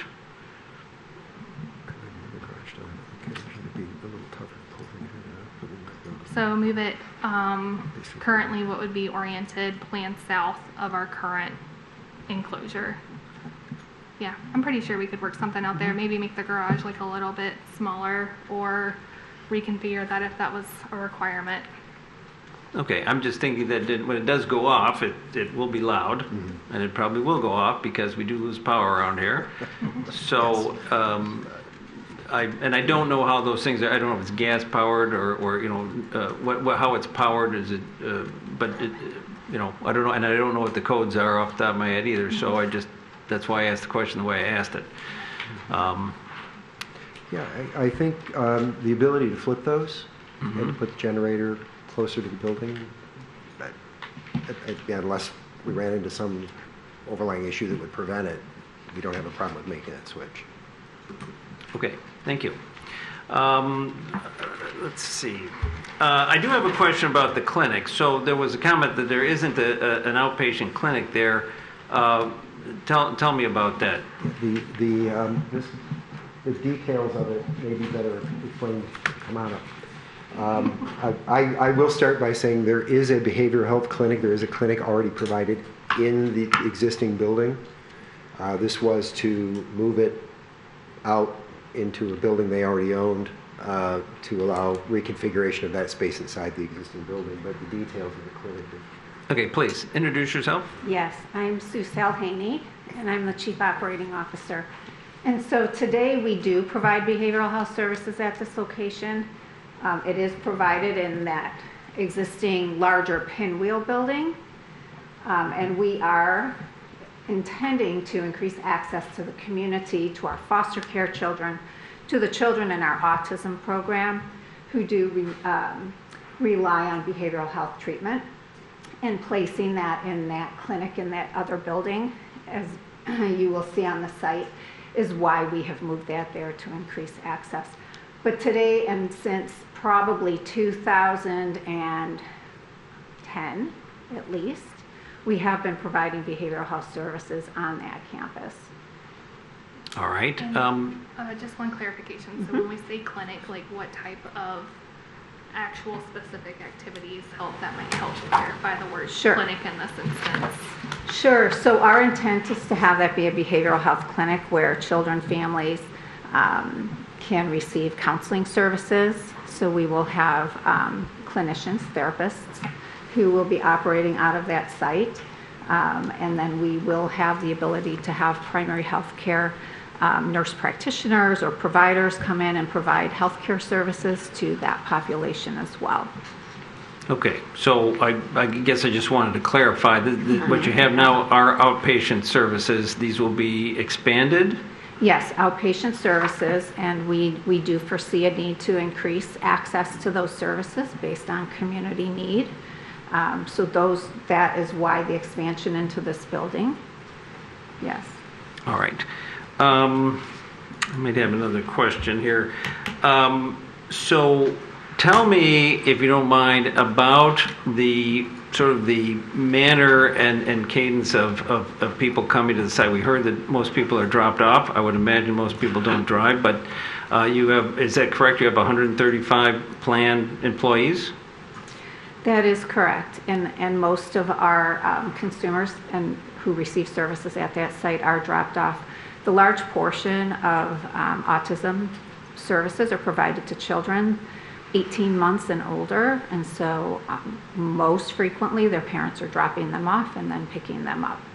Okay, the parents don't stay during the day? No, they do not stay. They may come in for a consultation or to walk their child into the building, but they do not stay all day long. All right, and just so I understand, I didn't go out to the site, but I didn't get out of my car. It appears that the north end of the property now is mostly, has a lot of grass next to where the residents are, and is that a basketball court there? What is that? Is that tennis court you have, or? Oh, yes, it's an enclosed basketball court. Okay, yes. Is that something that is used? It is used infrequently. It is used periodically with the children so that we can give them some outdoor recreation, but not used in the manner it was used many years ago when those were residential. Okay, and so what you're planning here is you're going to also have a playground on the north end that's going to be encircled by the roadway is what you're doing. But there'll still be a playground there. Yes. Yep. We're doing a playground with new equipment. It is in that smaller circle. We're not building a basketball court. That's not being relocated or reincorporated. And then that whole area is actually fenced in. So that I'm sorry, it's that whole central area with the it's fenced in. Okay, it's all fenced in. Yeah. All right. Okay, I don't have any more questions. Does anybody else on the panel have questions? Further questions? Ms. Beakey. On the issue of the generator, did you consider all solar panels with battery backup now that that's become much more accessible in terms of pricing and it's much more both environmentally friendly, both from a noise pollution as well as a general air pollution basis? We have not investigated that yet. I would suggest looking into it. All right. Any questions, further questions for the petitioner, for each other, for Mr. Hedges? Okay. Seeing none, I guess you guys can have a seat and we'll have a discussion on this side of the table. All right. Commissioners? Okay, well, I'll start with a couple comments. Some of the things that I heard are from the neighborhood. Certainly, I respond to things like the lighting issue, but and I will say this out loud because I've said it so many times. But the ordinance is that the light has to stay on the property, and we see this that there are some people who can do it, and so we know it can be done. We know that light can stay on the property, and there's other times when, despite the code, that it doesn't happen. And I would just encourage the designers here to pay close attention and not forget about, during the shop drawing process and construction, that you don't get something that you didn't plan on, because that is a real significant thing for me, and I'm sure it is for the neighbors, to keep the light on the property, especially with LEDs that are glary, and the contractor is going to give you something that, they're not paying as much attention. Somebody's got to pay attention. So please do that, because if the code is followed, the light is going to stay on the property. Other code issues like the screening, I think that those can be addressed by our building department. They're going to look at the plans, and if there's screening required, they're going to have to screen it, because it's a code issue. So I'm really not. Those issues, to me, I think will be handled by the building department and our designers. But those are my comments about the code issues. Any other comments from Mr. Cantina? So I guess I just want to acknowledge the residents, and obviously they very eloquently came up and presented their concerns quite well. I think they're all very valid concerns. I do think what the applicant is proposing in terms of the project that's in front of us does make their best effort to try to address many of those concerns. Some of those I think will be dealt with simply by modernized ordinances and codes, like the stormwater runoff, the light shielding. I just want to make sure that we're acknowledging everything that the residents had to say. We're not discounting it. I do think that the applicant is addressing the majority of the concerns that were raised. All right. Other comments? Questions from Mr. Hedges? Motion? Commissioner Douglas. Yeah, I'd like to move approval of the special land use. I'll second. Okay, is there a second? Is that with permission to go to the ZBA for? Oh, is that part of the special land use? Yes, Okay. two. They would have to have permission. Yes, with permission to seek approval from the DBA for the parking and the driveway width. And the driveway width. All right, second by Mr. Gantina. Is there further discussion or other issues to raise? A couple things. There are 7 conditions that a proposal has to meet in order to be approved as a special land use. And I feel that this project meets those conditions.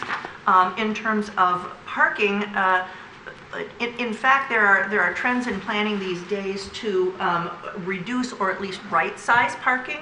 And I think the thoughtfulness here is that they've evaluated their needs and realized that they don't need a sea of parking with water splashing down and draining off and ponding on the property. So I think they've made a sensible decision about how much parking they need.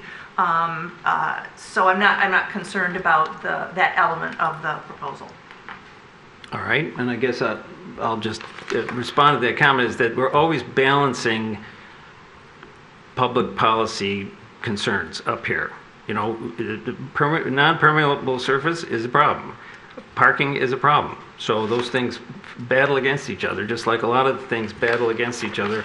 But I would agree that if the codes are met by the design team, I think that the project will be harmonious and will meet the criteria. That's my view. Any other comments? All right, hearing none, I'm going to call for the vote. I think we can do a voice vote here. We only have 4 of us. All in favor of the motion, say aye. Aye. Any opposed? Opposed. 1 opposed. So we have 3 in favor and 1 opposed. The motion passes. So the petition. May I ask Commissioner Beakey why?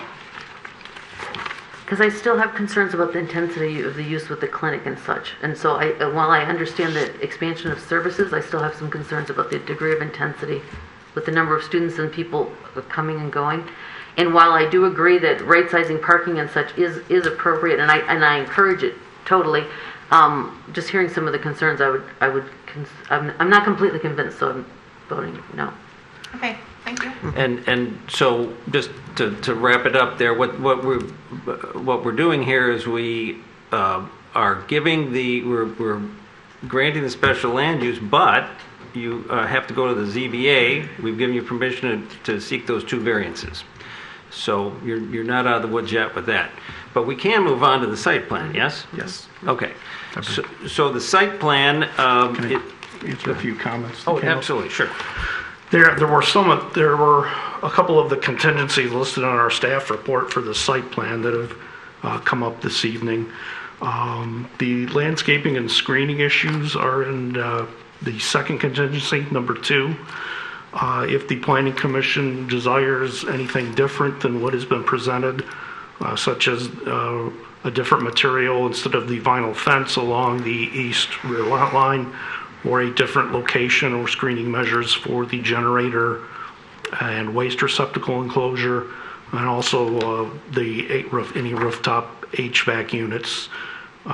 Those should be addressed under the second contingency. I've heard that the lighting issues have come up this evening. The petitioner, we did ask that they actually revise their lighting plan from their first submission. There were some spots on it initially where they did have spillover at certain points. They did revise it. They did lower the heights of the new light fixtures to where they now comply, and the photometric grid they submitted also complies. But they will also be required under the 5th contingency to maintain compliance with that standard and all the other exterior lighting issues under that, if approved. And then the final contingency, number 8, the petitioner will be required, if the site plan is approved, to maintain compliance with the city's stormwater detention ordinance. And that's something that the engineering department does review during construction and permitting. They have seen a preliminary stormwater detention plan from them and did not see anything that warranted any major revision at this time, but that could change depending on what they file with their engineering permit application. And just out of curiosity, is the building department aware of the watershed onto the road before tonight? Because obviously I don't live there, so I didn't know about it. But The it seems planning like a division problem. wasn't. The engineering may have, but engineering, any issues like that are brought, they will go to the engineering division, not planning typically. So, but yeah, I haven't been aware of the water issue there until it was submitted this evening. But okay, we'll see that those do get forward to engineering. Okay, well that's on the record. You can send them the tape. Yep. Okay, so the site plan discussion, anything else, Mr. Hedges? Nope, that was it. I just wanted to clear up a few items on the contingencies of if you do want to change anything from what they've submitted, where it should be addressed. Okay, well, I think the site plan is the right place. The petitioner offered to flip the generator to the other side. I think that is a site plan issue, yes? Yes, it is. We can make that a contingency.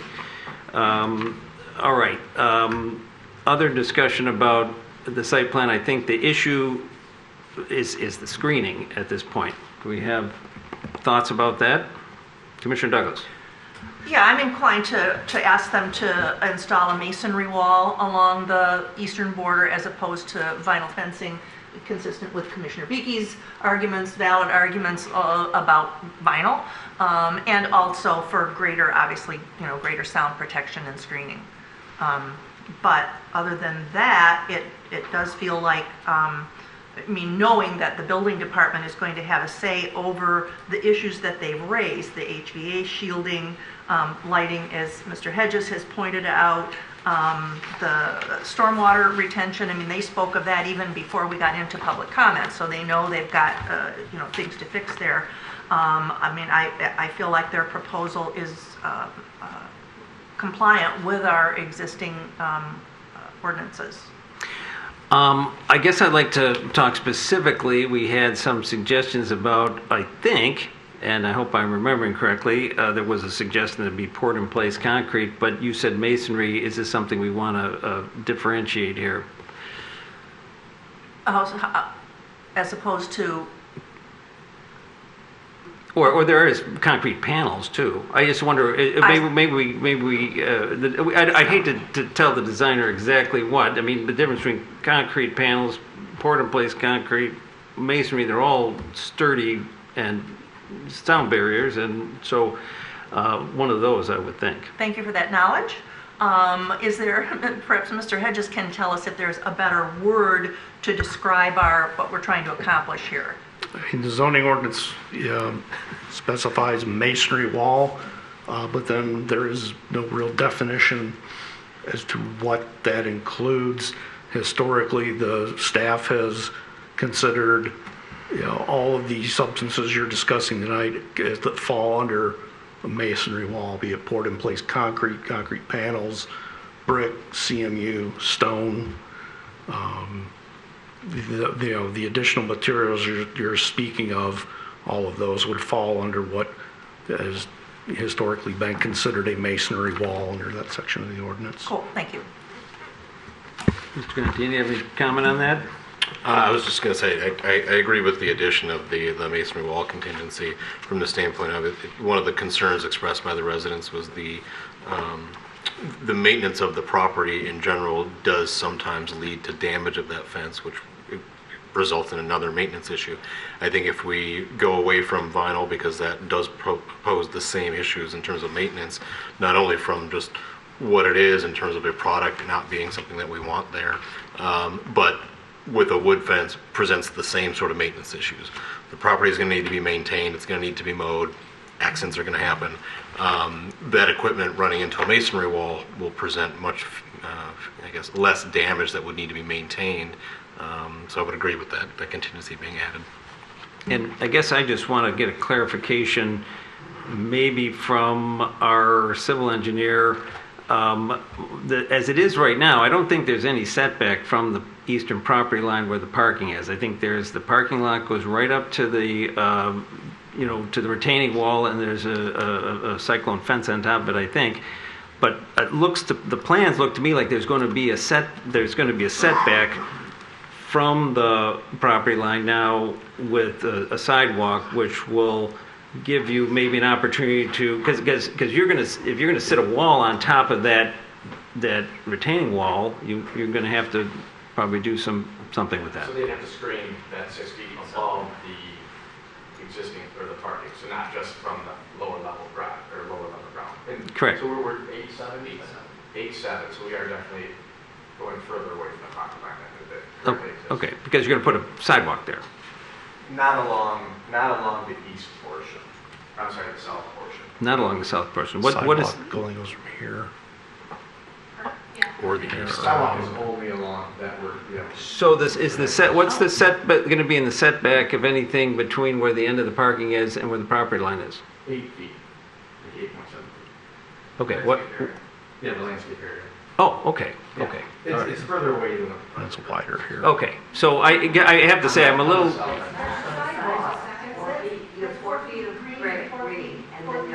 Okay, I'm talking about the south side.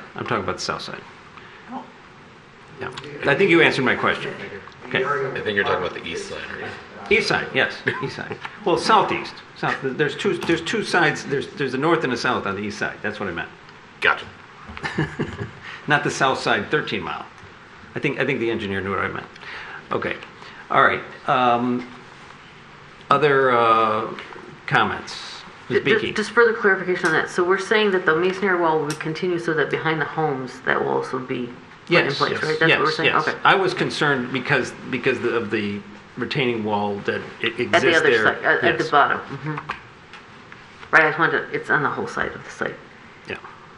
And I guess a clarification from Mr. Hedges, from the behind the homes, there's the private property line, and in terms of the setback, as far as a buffer space, like they were talking about green space, et cetera, what is the current code in terms of setback from the homes that are there?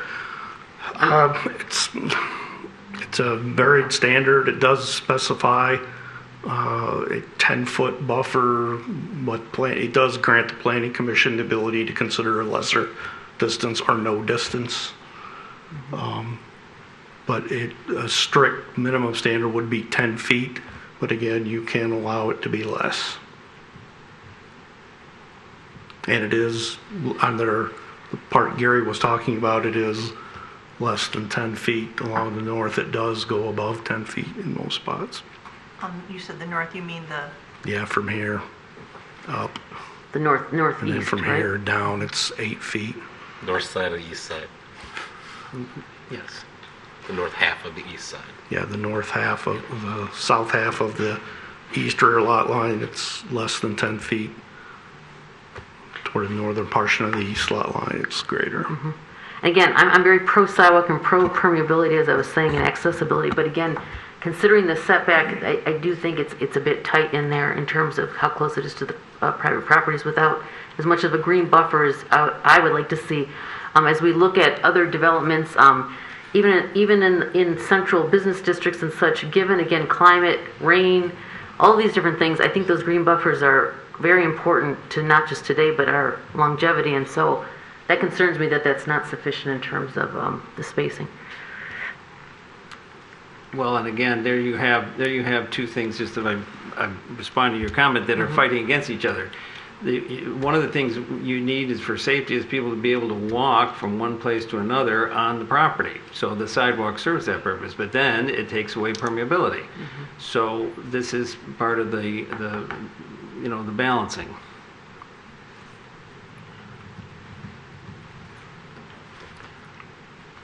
So what have we concluded about this?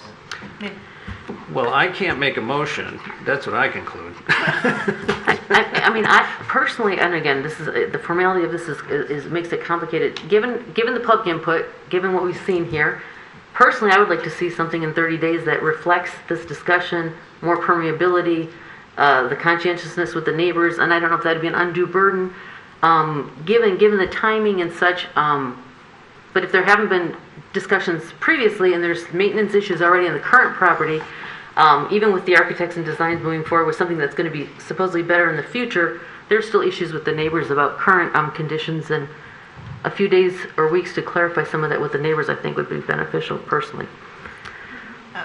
Okay, we'll call you if we need you.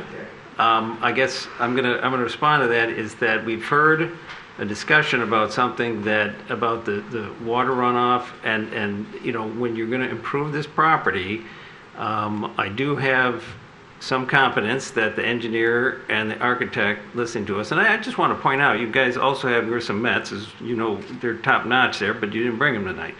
But they'll certainly have a say in this. And I do have some confidence they will solve this problem, because it's not being solved now. If they don't do this, that water runoff situation is going to continue until they change it. So to me, this is an opportunity to change it and make it better. And so I would have some confidence that that team would do that. And we're adding a masonry wall, so we have the strength and the sound barrier capability there that probably wasn't there with the vinyl fence. So I think that's also, again, balancing the values here. So I would be in favor of a site plan with the masonry wall and the and flipping the generator with the to the other side. That would be something I would be in favor of. Commissioner Douglas. So I share your views, so I'm going to try a motion here. I'm going to move approval of the site plan, modifying point 2 to require a masonry wall along the entire east edge of the property.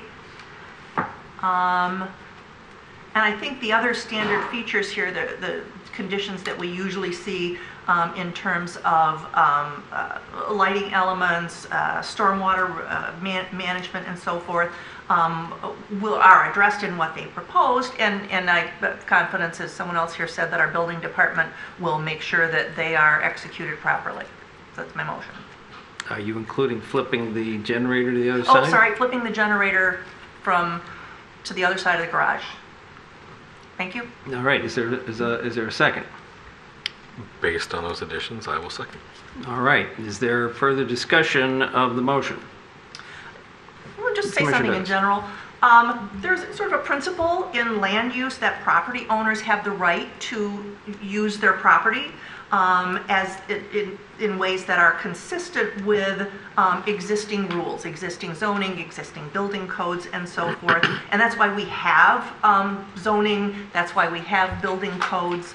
And I mean, to me, it is as long as people are meeting those building codes and responding to the conditions that we place on them, I feel that they have a right to use their property.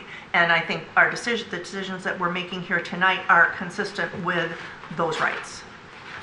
All right, and I will just comment, I agree with that. And I would also say that, as I understand, the purpose of the Planning Commission is a buffer between all statutes and all ordinances are line drawing. That's what, you got to draw a line.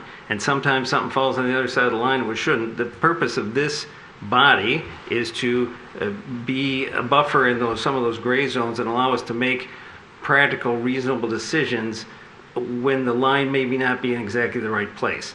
And I think that's what we're trying to do here.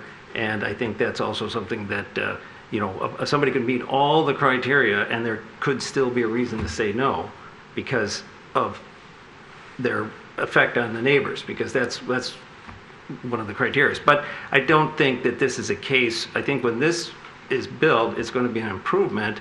I think it may solve some of the problems that the neighbors are having. I also think we heard, and we didn't put it in the site plan, but we could add it to add more landscaping on Springer to discourage people from accessing there. We didn't add that, but I heard the designers say they would. So I think this is going to solve some problems, and I think it'll be an improvement. Ms. Beakey. I just wanted to echo that, I just wanted to echo that and also say that we are actually providing some waivers from the current codes on this, as far as the distances on the property line. But also I want to suggest to the residents nearby and about the issues on Springer and parking to maybe pursue with the city and the traffic committee resident-only parking and such other signage that is available to residents to petition for, not through this process, but through the traffic committee, because that might help on that issue as well, but doesn't fall into this particular rubric. And again, with the architects and designers with the different comments in our sustainability and climate action plan, if they please take into consideration, it's not going to be in the formal motion here, but you've heard the comments from the neighbors and from us, and we'd like you to come as close into alignment with that as feasible. That's my general comment. Thank you. All right, thank you. Any other comments? Mr. Gantina. I'll just reiterate some of the things that have already been said in terms of, we have a case where a property owner is investing in their property, they're improving their property. There are very real concerns that have been brought up with its existing use, and with the investment that's coming in to improve the property is the opportunity to remedy some of those concerns. Otherwise, without this investment in this property, many of those concerns would potentially continue to go on unaddressed. And I just see this as Commissioner Douglas had mentioned, they have the right to use their property. They are proposing to invest in their property, to improve the conditions on their property, and ultimately, improve how that property is interacting with its surrounding properties. So, so I think I'm supportive of what's going on so far. All right. Any other comments from the panel? Questions for Mr. Hedges? Okay, hearing none, I'm going to call for the vote. I think we can do it by voice vote. The motion is to approve the site plan with the amendment to contingency 2 for the masonry wall and to flip the position of the generator. All those in favor say aye. Aye. Aye. All opposed? Hearing none, motion passes. The site plan is approved. Congratulations, good luck to you, and good luck to the whole neighborhood. I agree.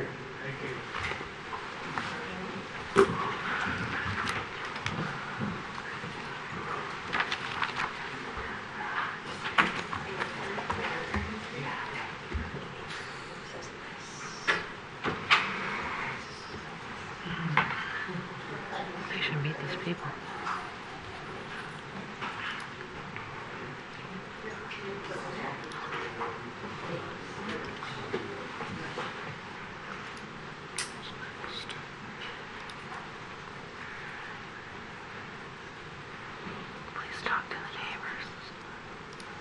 All right, as the people shuffle out, I think it's about time to call the next, oh, wait a minute. Our attorney left. Oh. You just want. I don't think we'll get in any Right. trouble in the next couple minutes. All right. Let's call the next. Let's call the next item here.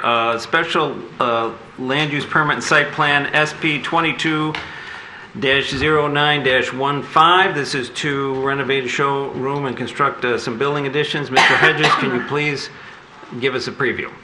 Yeah, this is it's a special land use permit and site plan application.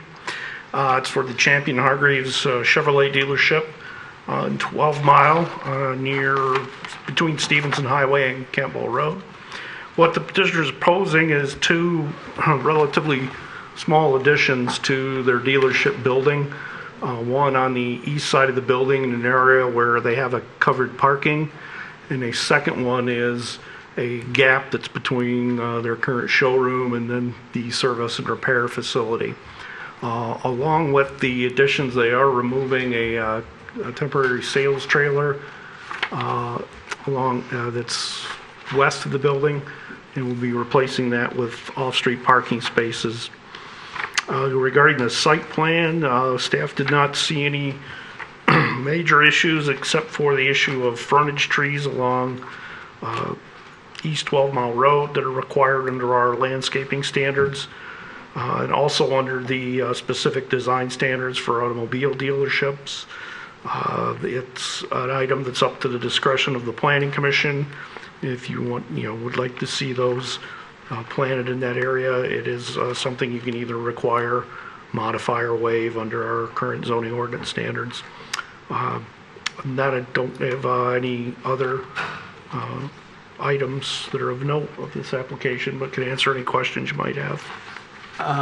Just real quick, so just to clarify for the record what we're doing here, special land use, they don't need to go to the zoning board for anything. We just have to consider that. And then they're fine for off-street parking. There's no setback or other issues. So the only real issue is the frontage trees along 12 Mile, and that's something that this commission has discretion over. Okay, that's a site plan issue. Yeah, you don't need to send them to the Zoning Board of Appeals for that. You can decide that during your discussion on the site plan. Okay, very good. All right. Any other questions for Mr. Hedges before we have the petitioners address us? Okay. If the petitioners would approach, introduce yourself, tell us about your project and why you're entitled to the relief you seek. I'm Len Nadolski from Champion Hargreaves Chevrolet, 2000 East 12 Mile, the co-owner of the property and of the dealership itself. I have my owner's rep, Doug Hamborski, here that can review some of the pieces we have with and our architect as well. Thanks, Len. Doug Hamborski, owner's rep for the project. The essence of this project is brought about by, it was 32 years ago when it was originally built, renovated in 2006. Not much since. There's a variety of technologies and enhancements that General Motors is looking for all their dealers to do. So a good portion of this project is interior to the building, all new showroom, all new finishes, new layouts and what have you. On the outside, we're infilling one small area of 1,100 square feet or so to make room for additional offices in the showroom space. Also, we're enhancing the 2-lane drive-through, making it longer. That's the other addition. And we're putting a second floor on top of that for some enhancements to the facilities for staff and what have you. There'll be a new car delivery zone inside the expanded service drive. And then there's a antiquated temporary building that was temporary many years ago, and so it's going to be removed to expose the asphalt beneath it, and that'll just convert over to parking spaces. So there's no other big plans for the site. The minor adjustments to the building elevations for just the 2 areas that we're adding, and those materials will all match the other materials that are currently on the building. All right. Yeah, another big push is towards EVs, And so we're going to be putting in a variety of functional high fast charge EV charging stations for all the new Chevy EVs that are coming to market that Len described. I said, why are you putting all these chargers in? He says, well, if you buy a car, right, you top off the tank. Well, with a EV, you got to top off the battery, and you need a nice little group of chargers to do that. So lots of significant improvements that will bring this whole facility, into the current technology for years to come. All right, I have a quick question. Is there any change in use, or is this that is going to be exact sales, service, body shop, all the same uses? All right. Second question: who's the young man here next to you? You didn't introduce him. This is from. Go ahead, James. Hi there. My name is James McNeilis. I'm here representing Stuckey Vitale Architects. We're at 27172 Woodward Avenue in Royal Oak. All right. And to build on what Mr. Hamborski said, really the intent is to promote the electric vehicle. So there will be an EV display in the showroom. It'll be an enhancement to the existing dealership. Okay, thank you. All right, is there questions for the petitioners, Mr. Cantina? Probably beating somebody to the punch.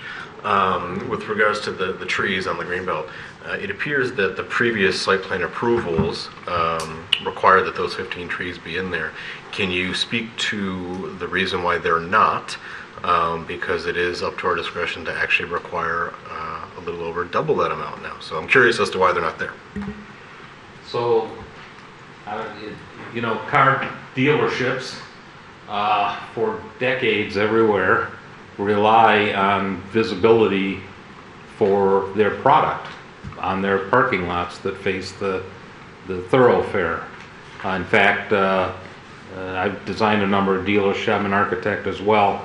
And lighting, specialized lighting to make the cars sparkle, all of that marketing is very critical to catch the eye of customers as they drive past, to notice the beautiful red, the blue, the whatever, new models. And if you put trees there, you essentially block, depending on the trees and densities and what have you, but you block or at least distract the ability to see the cars. So you'll rarely see trees, at least on a voluntary basis, in front of car dealers anywhere in the country.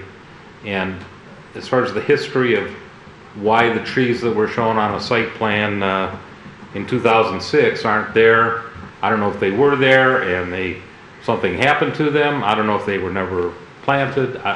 We don't know the history of that, but we would ask for any consideration possible so that we don't impede the ability for Len to sell cars as far as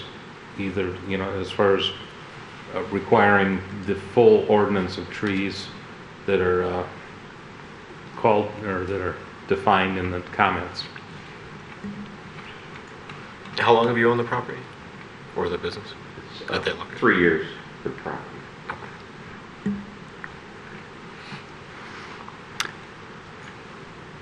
Okay, the order or the sequence of decision making here is special land use first, site plan second.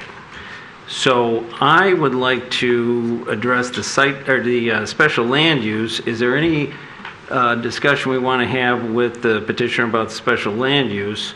I'd like to see if we can dispose of that. Go ahead, Mr. Cantina. I really have no issues with the special land use. The changes being proposed are minor, in my opinion, and no additional services are being offered or anything like that. So I would actually move to approve the special land use. Oh, sorry. My bad there. Let's I need to rescind my let's stated have motion. our team have a seat or stand aside and see if there's any public comment. Thank you. So, if there's anybody here who would like to speak from the public on the issue of this special land use request, please come forward. I see the audience is helping me out by shaking their head no. Okay, you can stay seated for now. Mr. Gantino, you may proceed. Okay, so I move to approve the special land use based on what I believe to be compliance with the 7 different bases of determination. Is there a second? I second. Second by Ms. Beakey. Is there further discussion? Seeing none, I'm going to call for the vote. All those in favor of the special land use motion, say aye. Aye. Any opposed? Hearing none, motion passes. The special land use is approved. All right, now we can go on to the site plan. And Mr. Gantino already raised the one issue there, so did Mr. Hedges. Is there any other issues besides this tree issue? Because I have something to say about it. Oh, the only issue we noted was the tree issue. I do remember, though, I think from the site plan where those were required, I believe it was a site plan more than maybe 10, 15 years ago for a drive-through oil change facility that was supposed to be located where the approximate location where their temporary storage trailer is now. But that obviously they never followed through and finished that. So that may have been why the furniture trees were not planted with the last site plan. So the one before that I can't answer to. That was before my time, but I know the last site plan, which I believe that was 2006.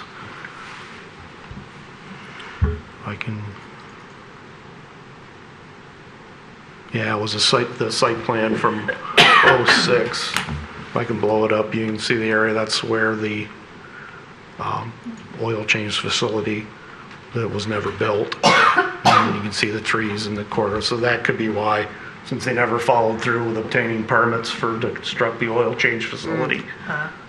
The trees never were planted. And if I understand correctly, the petitioner was not the owner at the time? Okay, all right. Well, here's my comment about the trees. It really has to do with the lighting. I understand 100% that you want people to see your cars, but you also, I think, to me, and I think I wasn't a marketing major, but it seems to me that the overall quality of the design and the design gestalt, as it were, of any property, retail, hotel, whatever it is really what matters, and you want the place to look good. And so the question is that I don't think the trees are going to block anything if they're not like soldier coursed. But I don't think we need the trees. But here's my issue. I was out there, and they did a pretty good job of keeping the light on the property, but not 100% good job, because the LED lights that shine down facing north to south, the light shines on the cars. They look very nice. And what's beyond that is the city yard, which nobody is there or cares. But the lights that are facing south to north are pitched up a little bit, and they're very glary. And even though there's a park there and a bar, there is a neighborhood there, it is a little bit glary.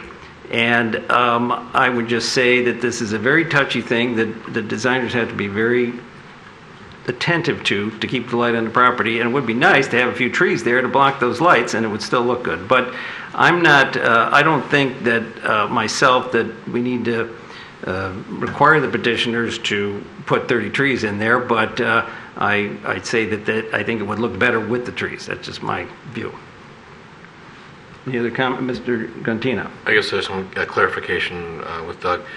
Regardless of the past history and the trees, current ordinance would dictate that 31 trees are required there. Am I understanding that correctly? Yes. Okay. One for every 30 feet. A related point of clarification too, and because I may be wrong about this, but I thought also for every 8 parking spaces we require 1 tree as well. Isn't that also in the ordinance? There's the linear aspect along the road and then or street, and then there's also anyway, is that also in the ordinance currently? It is in the ordinance. We didn't apply it in this case. There are some different standards for automobile dealerships where that 8 trees is only applied to the parking area, not where they store vehicles for sale. Plus, we were only looking at things that, standards that are, brought into question based on what they're doing, which is those two additions. And that wouldn't bring about any additional things they would need to do to the parking lot. The frontage trees we brought up just simply because we saw them on the former plan and they're not there. Had they been there, we wouldn't have brought up the issue and there would have been any landscaping or screening issues. But it wasn't something based on what they're proposing that we would, kick in the requirement to add, the one tree well for every 8 spaces. I guess I just asked for that clarification again to Commissioner Douglas's point. Again, if we are trying to uphold what's on our current books and our current standards, that I feel like those things should appear so that we are being consistent. And again, that comes out of your department, and that's up to y'all. And I guess also again with our current interest in expanding our tree canopy, again we need participation from everyone who does own and manage land, and if this is on our, if this is a current expectation, at least along the street side, I'd like to see us uphold it. If I could, we anticipated this discussion. Okay, and I'll just say, I will call on you unless Commissioner Douglas had something to say there, I don't know. Just that I might consider, or see if my fellow commissioners would consider a compromise to putting trees along the median west of the driveway and not east of the driveway, blocking their signage. I mean, we talk about, the importance of wayfinding. And if you start putting trees along right in front of the store and their sign, ultimately it's going to be obscured, and I think that will take away from wayfinding and people's ability to quickly access it. So that might be how would you feel about that compromise? Because I'm thinking, I think we're all thinking trees here. Mr. Gantina. I can get on board with that, because in my mind I was thinking to ask to go back to the original 15 trees that were on the previous site plan, with the discretion of placement to make sure they're not obscuring their site signage, I think is a reasonable compromise. Oh.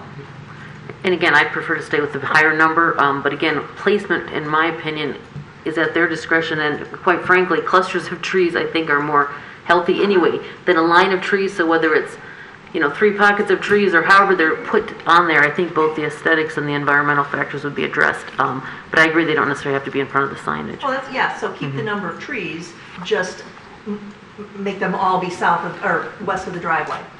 Yeah, or some other location that's True, yeah. Good idea. Okay. And I would also like to add that they be native Michigan species. Yes. Okay, all right. The petitioner wanted to chip in here, so go right ahead. Yeah, we anticipated the tree discussion, and we're not anti-tree at all. We're just trying to be pro-selling of cars. So we did, in fact, if I could pass a little sketch out. We did zero in on the west side. No, there's 2 there, but they're the same. These are sticking together. Thank you.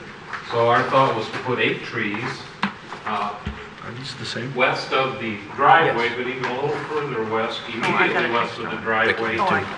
We prefer to keep the driveway absent of trees so it's easier to navigate. And then the display cars are always a little west and certainly in front of the building. So we would propose those 8 trees, which I think are denser than, they're about 30 foot on center, I think, per ordinance.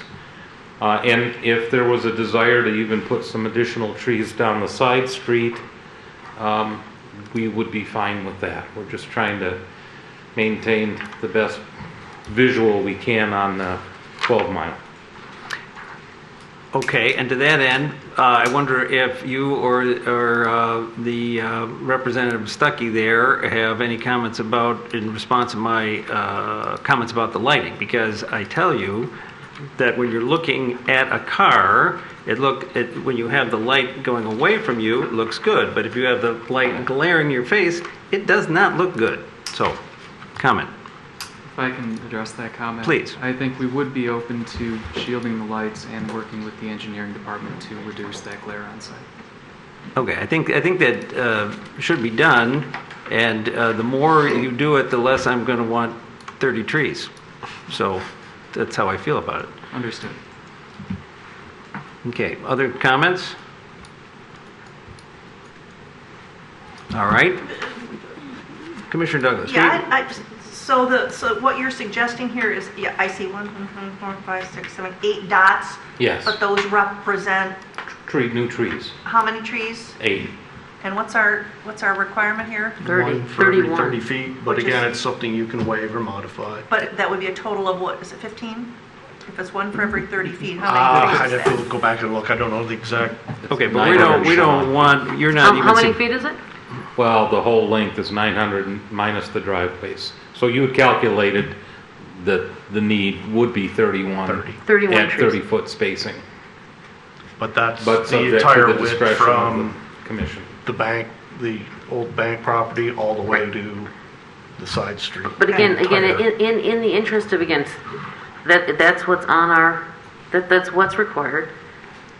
This is a property that is extensive. I don't mind where the trees are placed. They can be placed in different places. And I also have to say, quite frankly, from a marketing perspective nowadays, you're going to EVs. People want to see environmentally friendly. The new Polestar is going to be, anyway, the shift is happening, I think, all over the place. And so I think the trees will benefit you, and they don't have to be giant trees. But I do think it's beneficial to include that in the property, and it can be, again, in discrete areas. You could have a treat area for people to sit outside while they're waiting for their car to get repaired. One But other expanding offering, is the owner would be willing to, provide some funds for trees elsewhere, if the city would have a use for them, up to some reasonable quantity. So because we have now the ordinance about taking down trees, but we don't have something for missing trees. Correct? It doesn't account for missing trees or trees that are not being installed, does it? I can't remember how it's worded. No. I haven't read it in a while. But in parks, is there a park near this property? Across the street. Across the street. In Madison Heights. Yeah, then we don't want to give Madison Heights trees. But, all right, so it sounds like we have some potential here.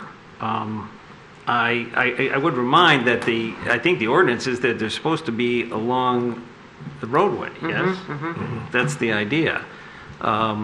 So putting them somewhere interior, I guess that could be a solution.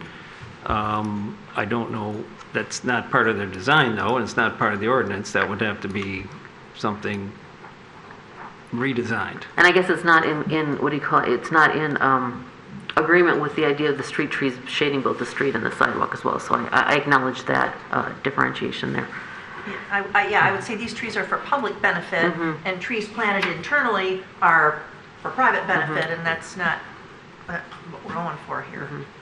I will say that green belt along 12 Mile looks fairly wide, and placement of trees within that green belt would still have a fair amount of latitude in terms of not being a straight shot line. And I think a designer could have a little bit of leeway while still keeping them in that green belt, and satisfying the shading of the sidewalk and potential screening of the lighting in terms of the sidewalk and the existing light posts sort of represent the, I guess, kind of the southern boundary of where the green belt and any trees might go. So I think there's still probably some latitude they would have. It would still be in that green belt, still be along 12 Mile. Placement wouldn't necessarily have to be a major issue. I'm going to say just something practical here. I don't think you want the trees, branches hanging over your brand new cars. Maybe you do, but things fall out of trees. So I think that putting them away from the cars towards the road might be more practical, but that's up to you, I think.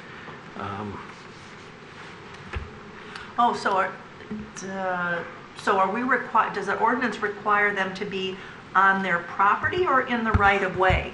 On their property. Oh. They could possibly plant them in the right of way, but that would require a review by the engineering division. Plus also, I don't know if that is a city right of way there or if that's Road Commission of Oakland County right of way. Oh, I bet you. And is But that, our zoning ordinance standards, it applies to the private property, Right. not the right of way. and so just so I'm clear, so looking at this, the area south of the sidewalk is their property? Correct. And north of the sidewalk is the right of way, Right-of-way. which could be the county's for all we know. I'll bet it is. Yeah, I don't know if it's a county or city right of way. I don't know specifically. Okay, well, there is a little bit of a problematic issue there. So I guess I would stick with what I was saying is that let's keep the light on the property, and I would, I'd be open to waiving the tree requirement. Yeah, it's.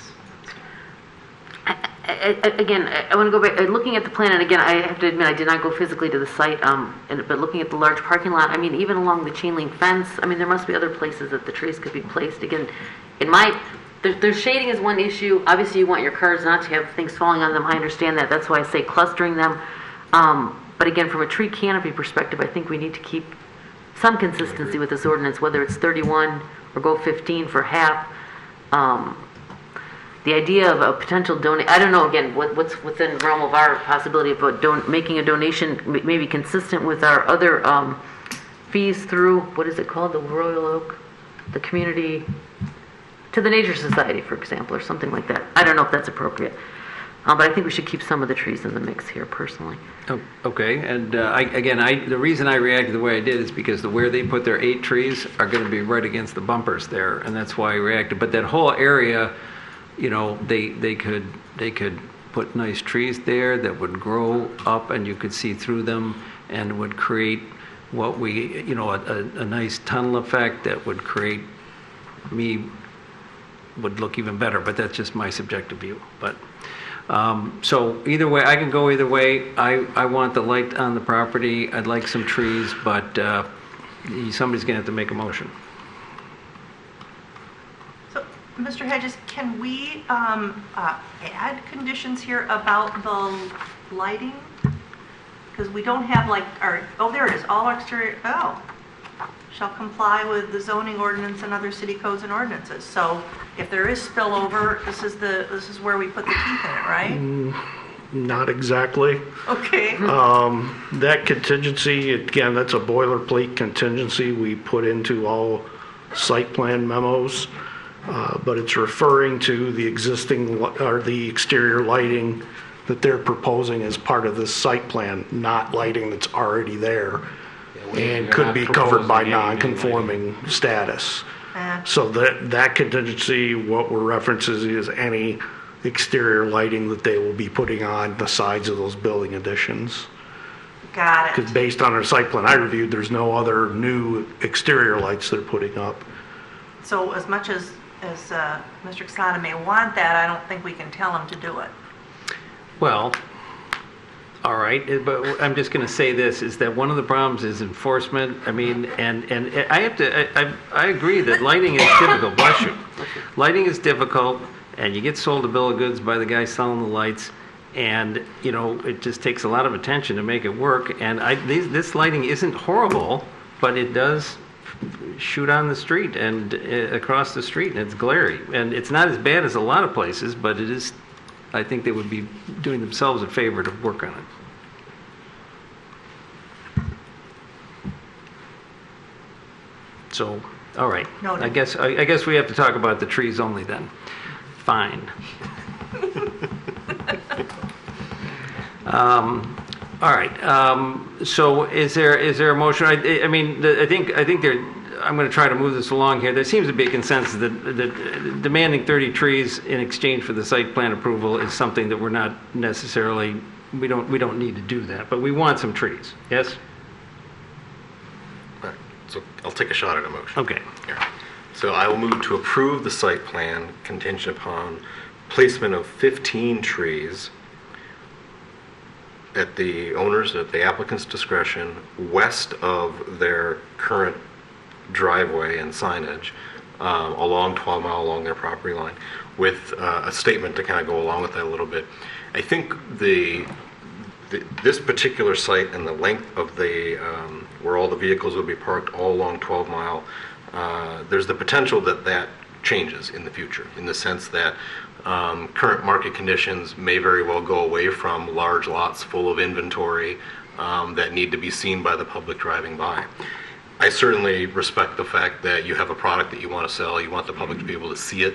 That's part of the sales mechanism. I don't believe adding these trees will prohibit the public from being able to see the product that you're trying to sell.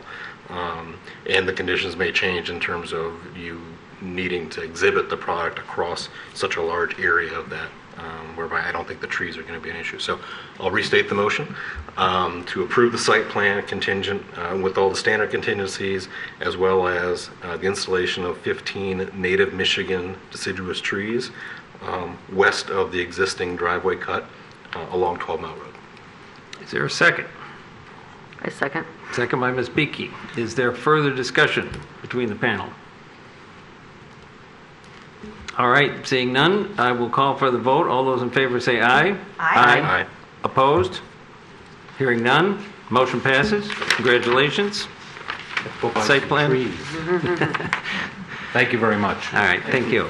And best of luck to you. I got 2 cars from that place. Maybe I'll come back. He'll come back to look at the trees and then he'll buy a car. While checking the They lights. have more in stock. I bet they do. I got mine when I had to go into the little, temporary place. Yeah. You can come into the big building now. All right. Okay. All right. Calling the next item of business. This is a special land use and site plan SP 22-09-16. This is on the northeast corner of East Lincoln and the railroad track. Mr. Hedges, please give us a preview. Yes, again, it's a special land use permit and site plan application. This involves a vacant lot that's located on East Lincoln Avenue, right at the northeast corner of the Canadian National Railroad right-of-way. It's located on Lincoln between South Main and South Troy Street. Again, it's a vacant lot. It is not developed. It has historically been used as a storage lot for an automobile dealership, but not the previous petitioner. What's being proposed is 16 multiple family dwellings within 4 separate buildings. The buildings will be placed along the north side of the property, with one being located slightly along the west boundary between the property and the railroad right-of-way. The property is zoned Central Business District, and it is not adjacent to any residential zoning districts. Therefore, many issues that apply to multiple family projects would not apply to this application, such as minimum lot size, maximum density, setbacks, and other issues. Dwellings within the Central Business District do require 1.5 parking spaces per unit, which they are providing. They do have 30, counting here, 20, I can't do math in my head anymore without a spreadsheet. 14 and 11 would be 24 off-street parking spaces for the 32 proposed units. Is that right? 16, I'm sorry. So yeah, it does equate to 1.5 spaces. It's getting late. My math skills are failing me. There is one site plan issue that we have brought up regarding the orientation and placement. It's a standard that applies to developments within the Central Business District. Essentially, it's that buildings be placed at the front lot line and oriented toward the street. Obviously, this project does not do that, mostly due to its location, right next to a railroad track with an extremely narrow lot width at the front lot line, which is slightly over 50 feet. So with the 4 buildings they're proposing, they would not be able to meet that standard. It is a standard that the commission does have the authority to waive or modify as part of site plan review. It's nothing that they need to go before the zoning board of appeals on. Other than that, there weren't any other site plan issues that we noted, and we can answer any questions, or we can turn it over to the petitioner for their presentation. Commissioner Douglas. I got a good one. Didn't the city commission yesterday vote to rent this space for public works storage? That's what I heard last week from Department of Public Services. We did notify them when they were seeking to release the space for storage that, hey, we do have an application before the Planning Commission, so depending on if it gets approved and they go forward with construction, I don't know how much time it's available to them, but it's something that came up between, after we had, received their application and published the agenda. We found out that was going on, but I do believe Mr. Joseph Murphy did try to notify DPS that this may not be available for much longer. All right, Han, what are you doing? Yeah. I don't know. What are you doing? But All right. All right. Anything else before Mr. Gantino? I just want to clarify the reason it's in front of us again in terms of a special land use. So within the CBD, multifamily dwellings are allowable. The reason this is a special land use is because it has ground floor That is correct. dwellings as part of this. Okay. yeah, any dwelling in the central business district that's above another use other than parking, such as retail, or restaurant, or office on the ground floor, dwellings above those are permitted uses, would only require site plan review. But due to the fact that there would be, 8 units on a ground floor with access at the ground floor, it does require a special land use permit under our current ordinance requirements. Thank you. All right. Ms. Beakey. I just want to make a related comment and also reiterate something I've mentioned before is with the decrease in the interest in retail spaces and vacant retail spaces and such, and this issue of having something else on the first floor, including residences, is probably a positive in walkable communities and creating access between homes and businesses as things are changing and as, again, our rules and regulations might be adapted in the future. Anyway, that's all. All right. Anything else before we call the petitioner up? All right. If the petitioner would approach the microphone, introduce yourself, tell us about your project and why you're you're asking for this relief. Yes, good evening. Roger Barrett Architects, 6435 Apple Orchard Lane, Rochester Hills, Michigan. As Doug mentioned, or Mr. Hedges mentioned, this is 16 townhome units that we're proposing on what we term the triangle lot. We've looked at this lot. Frankly, I've worked with my partners, Dennis and Greg Cooksey, for almost 10 years. They've owned the lot. We've looked at multiple developments for it. And we finally felt like we had a concept that made a lot of sense based on, again, some of the difficulties with the site in terms of the narrowness, the unique shape of the triangle, where we were able to find a balance between the density of 16 units, green space for the units, and then the walkability to downtown and meeting the parking requirement. So we think this site balances multiple requirements. Mr. Casada referred to things fighting each other all the time on site plans. And we came across that quite a bit in some of our other iterations. And this is the one we settled on, which we think is a smart solution for this site. As you know, it's sat vacant as a gravel lot for a long time. This is in the CBD, but fitting any kind of commercial, especially in this current environment, at the street or anywhere on the first floor just doesn't make sense in this location in the CBD. So for a number of reasons, again, economic and then just practicality, we came forward with this site plan, and other than it not other than it having residential on the first floor, it does meet all the other CBD requirements without much issue. We're not pushing any setbacks, we're not pushing any heights, we're not pushing any other kind of requirements that typically are problems. And we think it's an elegant solution and product and something that's slightly different than what we've been seeing in Royal Oak in terms of its material usage and color coordination and scheme. So we think there's a demand for it, and we're excited to bring this forward and hopefully get the special land use and site plan approval. So I'm happy to take any questions. All right, are there questions for the petitioner? Okay, both hands went up there. We'll call I was pointing at Woody. Oh, you were pointing at Woody. Okay, Sorry. Mr. Grantina. His one up first. Is the intent for these to be for sale or for rent units? For rent. Yeah. Sir. That was going to be my... No, actually, Woody asked my question. it's just a comment. I'll wait until we bring it back to the table. Okay, I have a couple questions, just real quick. I take it there's no utilities on this site. You'll have to bring them in. Correct. Okay, you've looked at that. It's a feasible project here? Yes, 100%. Okay, because it's really an industrial site. Yes. Right. So, okay, and there is a couple residents to the north, but I don't know if they're used as residential. There's no access out to the north. No, that's correct. It's only on Lincoln.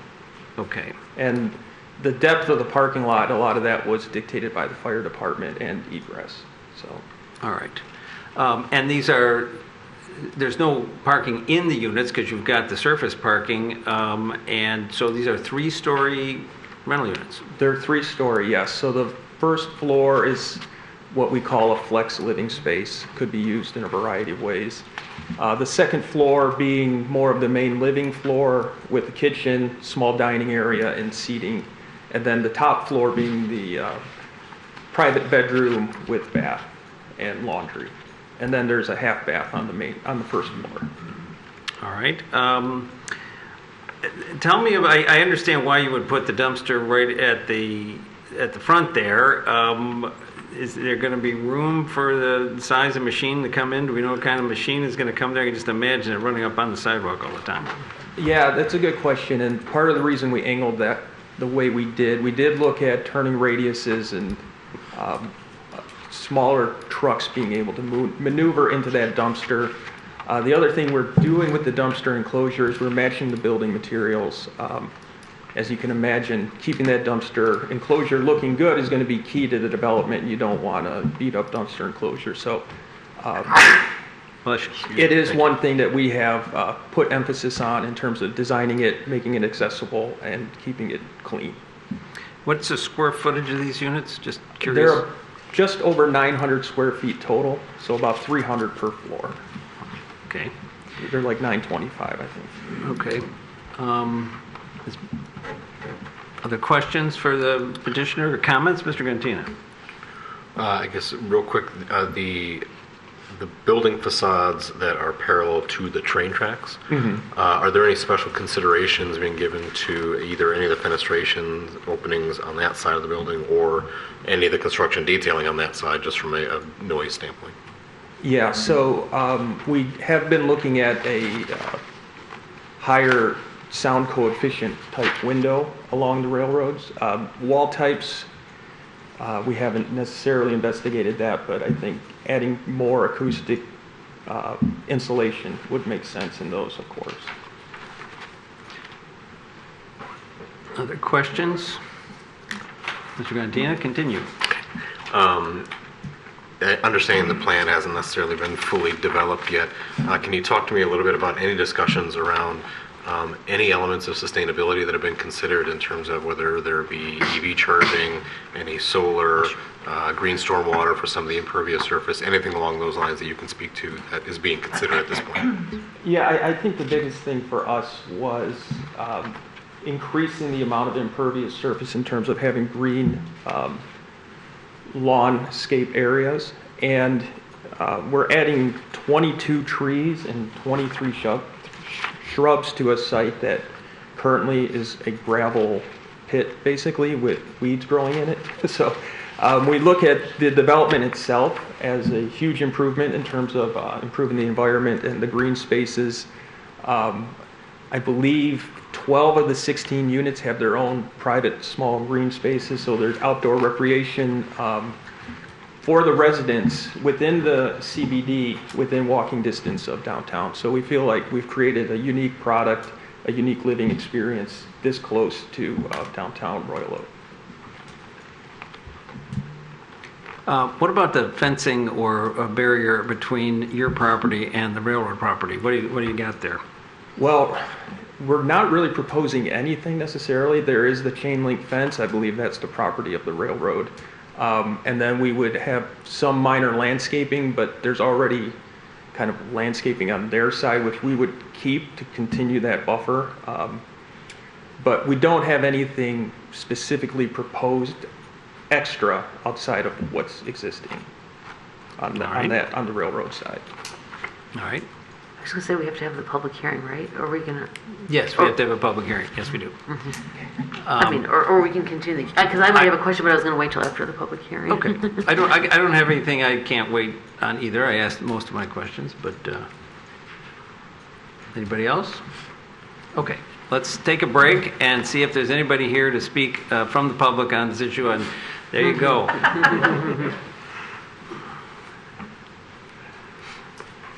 You're going to have to reintroduce yourself for the record.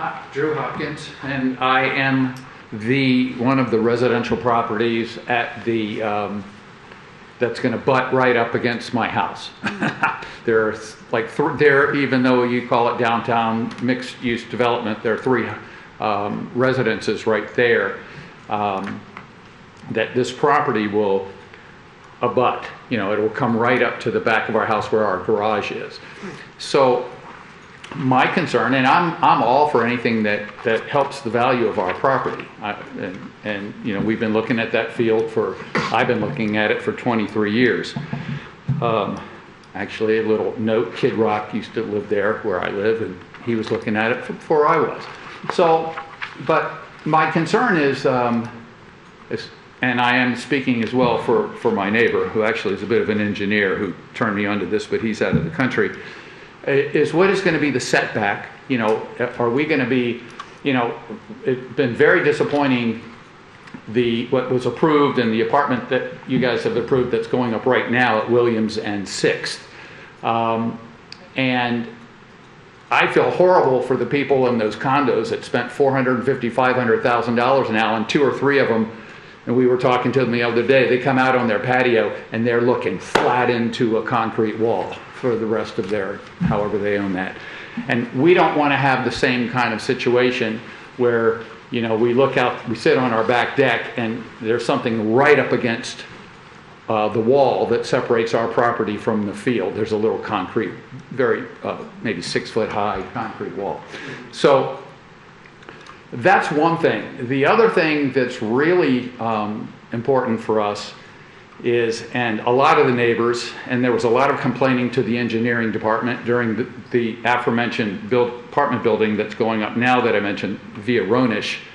For 38 days in a row, they were driving piles, steel piles, girders. Maybe it's because there's going to be underground parking, I don't know. But even though they said it was environmentally approved, we had pictures fall off the wall. I know it sounds funny, but one of our dogs just about had a mental breakdown, and many of the people in the neighborhood complained about the shaking of the ground in their homes for this 38 days that they were driving steel pipe things. Well, that's a block away from us. This is going to be right in the back of our house. So we want to make sure that however the construction's done, it's going to be done in a way that absolutely is going to be within all parameters of environmentally sound construction. And lastly, I don't read blueprints. I don't understand them. So if this gets approved, I don't know where the dumpsters will be or how, but we wouldn't want to have trash even when people move into these apartments, where it would be trash in the back that would be right up against the back of our house. So that would be a concern as well. Thank you. All right, thank you. All right. My name's Garrett Crook. I'm from 211 East Lincoln. I own the property next door, and I own one of the homes in back. We've been there since 1963. We love development as long as it's responsible. We don't think this piece of property is large enough for the intended plan. I don't want to have to look at the backside of the dumpster. Don't want the prevailing winds to carry the smell over to my office and property. My property's grade is 2 foot lower than this parcel, and the way it's designed, the carport will shed water over the wall along the east side under my foundation of my building. Last concern is I'm worried my parking lot will be used for overflow parking. The nearest city garage is 6 blocks away, and I don't want to have to fight with people who I tow out of my lot every morning. So, thanks. All right, thank you. Appreciate it. Is there anybody else from the public who wishes to speak on this issue? All right. I do have a question just for the party who just spoke. So you own the commercial building? I do. To the east? Okay. Yeah, that's correct. Okay. And I own one of the rental homes in back. I got you. Okay. I own approximately 2 acres. Okay, thank you. Welcome. Okay. Seeing no one else in the public who would like to speak on this issue, I'm going to close the public hearing and bring it back to the side of the table, or if we have more questions for the Commissioner Douglas. I have a question for petitioner or Mr. Hedges. I'm looking at Google Maps, and I'm trying to figure out where the rear property line is. Where that white car is. Where that wall is. So there's the rear property line, and then north of it, there's the parking lot for Worry Free, and there's the Rust Belt Studio. So is this property adjacent to those homes? I'm sorry, I'm not clear on what part of the site I'm not sure what your question is there. Is looking at Google Maps, it doesn't look like the rear property line is adjacent to these homes. It looks like there's commercial developments north of it. The majority of the back of the property is against commercial development, yes. Yeah, but I think those garages might go with the house, no? Or not? Are these two, the property lines in red on the aerial photograph. And we have the Rust Belt Studios here. This is where the parking lot. And then the 2 homes we're speaking of are right here. Oh, I see. Okay. Yeah. So there's the 2 houses on 7th Street. And then yeah, those are their... Is that their garages? Yes. Yes. So it's actually the garages of those 2 houses that are adjacent to your north property line? Correct, yes. Okay, thank you. Now I understand. Okay. And currently, that went to my question. In the first instance, currently, you can walk or ride your bike through there. I don't know if you can drive a car through there, but that'll be closed off. So there won't be, the site that we're talking about is going to be closed off, and there won't be traffic going to the north. That's what I understand. Correct. And there's no alley at that point, right? Because this is a empty property that currently backs the garage. There's no public alley. Okay. No. All right.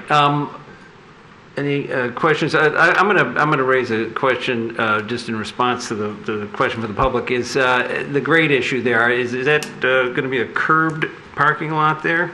It is a curbed parking lot, yes. And we have no intention of the carport spilling water onto the neighbor property. So if it appears that way, that's not intentional. It would stay on our property.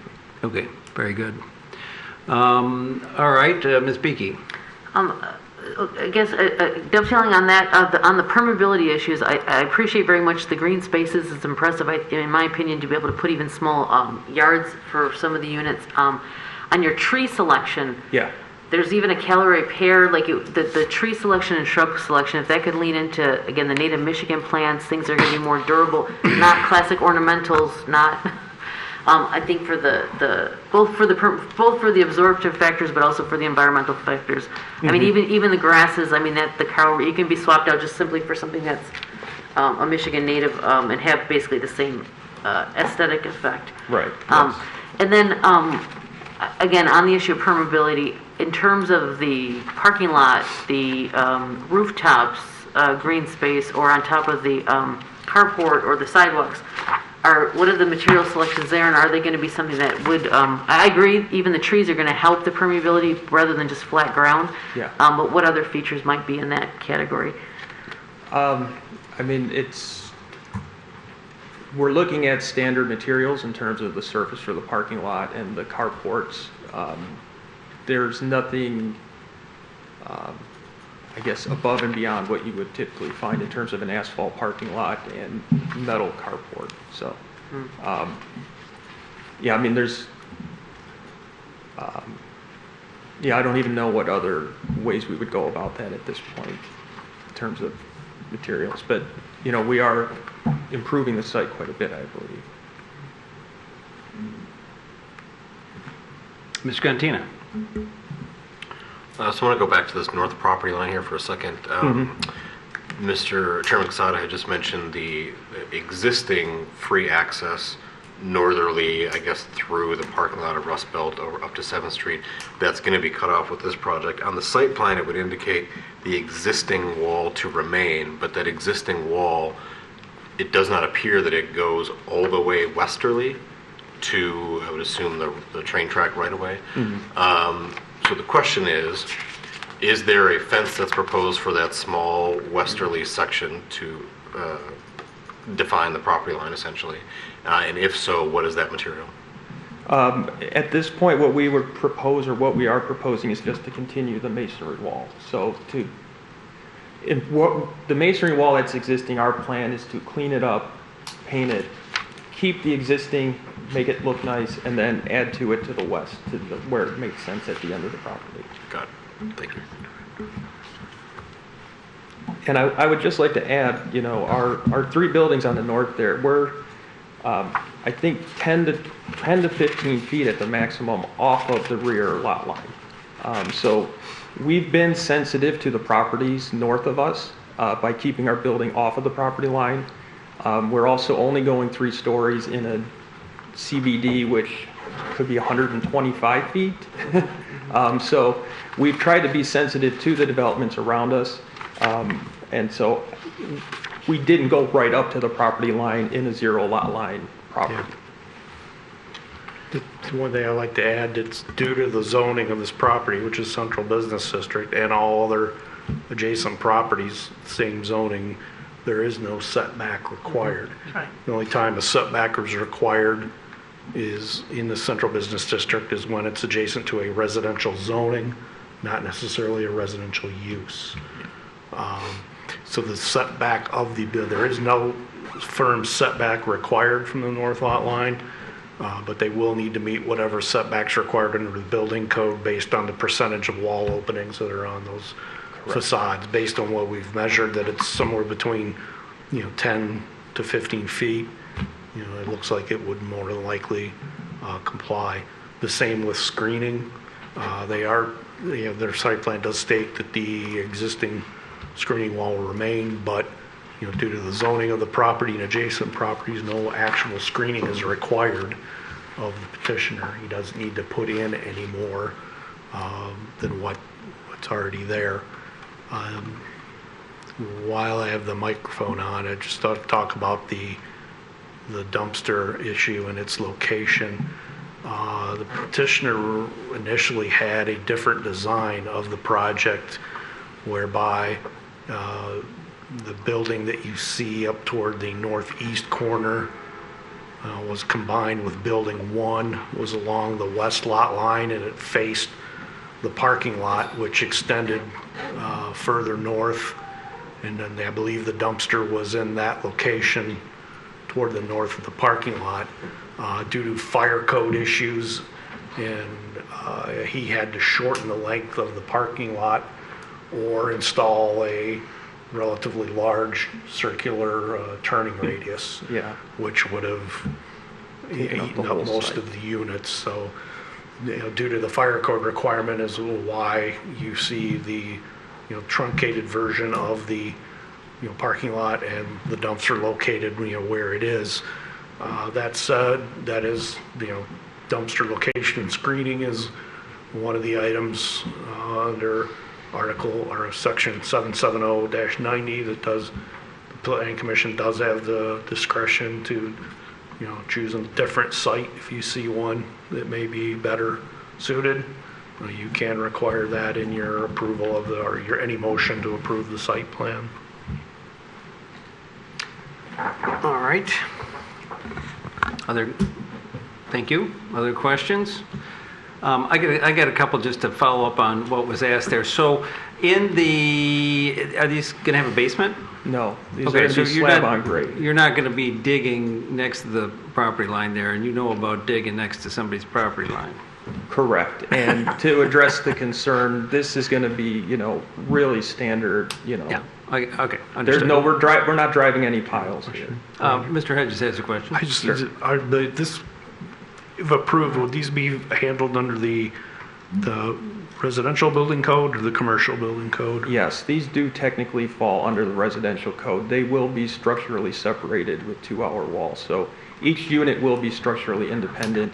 They each have 2 exits at grade, and they will have 2-hour firewalls between each of the units. But there's no piling or anything like that required under the residential code? No. I was thinking the other building that was brought up, that may have been under the commercial Michigan building code rather than the residential code, which may have dictated some of the pilings. Right. Yeah, these will be slab on grade, so they're going to be typical spread footings, 42 inches below grade. There's not going to be any need for pilings or any of that type of construction. All right. And I would just say also, just a comment, I appreciate the renderings added. It helps. Thank you. I personally, I think this is a very, if you're going to put a residential on this property, I think this is a very well thought out solution to the problems faced.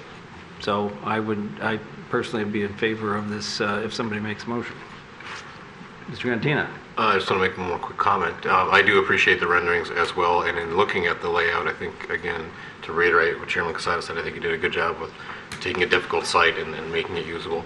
I just would like to state for the record for you to look into modular or off-site construction for these, because these units, the way that they're laid out, do lend themselves to that form of delivery, which I think would be something really good for the neighbors as well in terms of minimizing on-site disruption as the buildings are being built if you get to that point.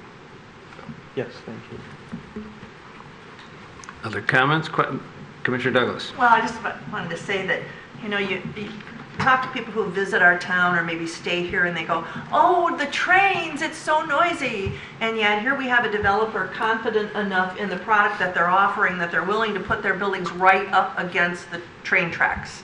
So I don't think the trains are the barrier, as it were, that some people think they are. So, smart play. We agree. Yeah. You either like them or you don't. Yeah. So anyway, I will move approval of the site plan.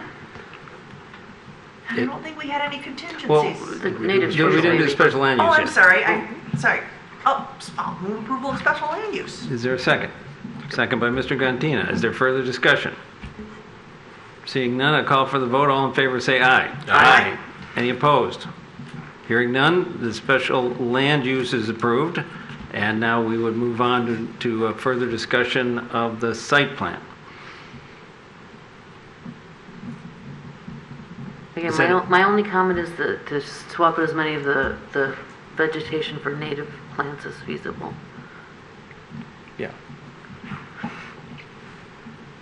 And I'll echo that I think this is a good plan for a downtown area, and some people like to be by the trains because they feel like it's a city and not out. So anyway, I think that's it's a good use of that space. All right, that was a sidebar. All right, is there a motion about the site plan?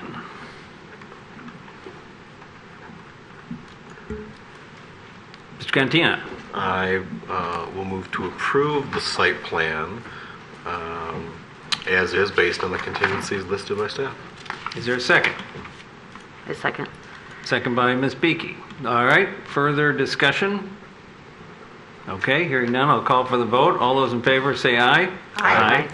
Opposed? Hearing none, motion passes, site plan and is approved. Great. Congratulations, certainly love to see this built. That's our intention.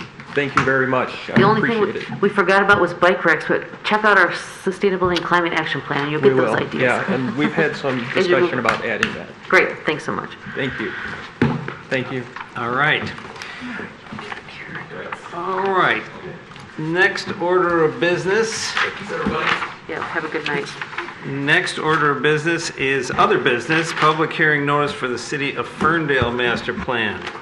Mr. Hedges. Yeah, this is just a notice from the city of Ferndale that was required under Michigan's Planning Enabling Act.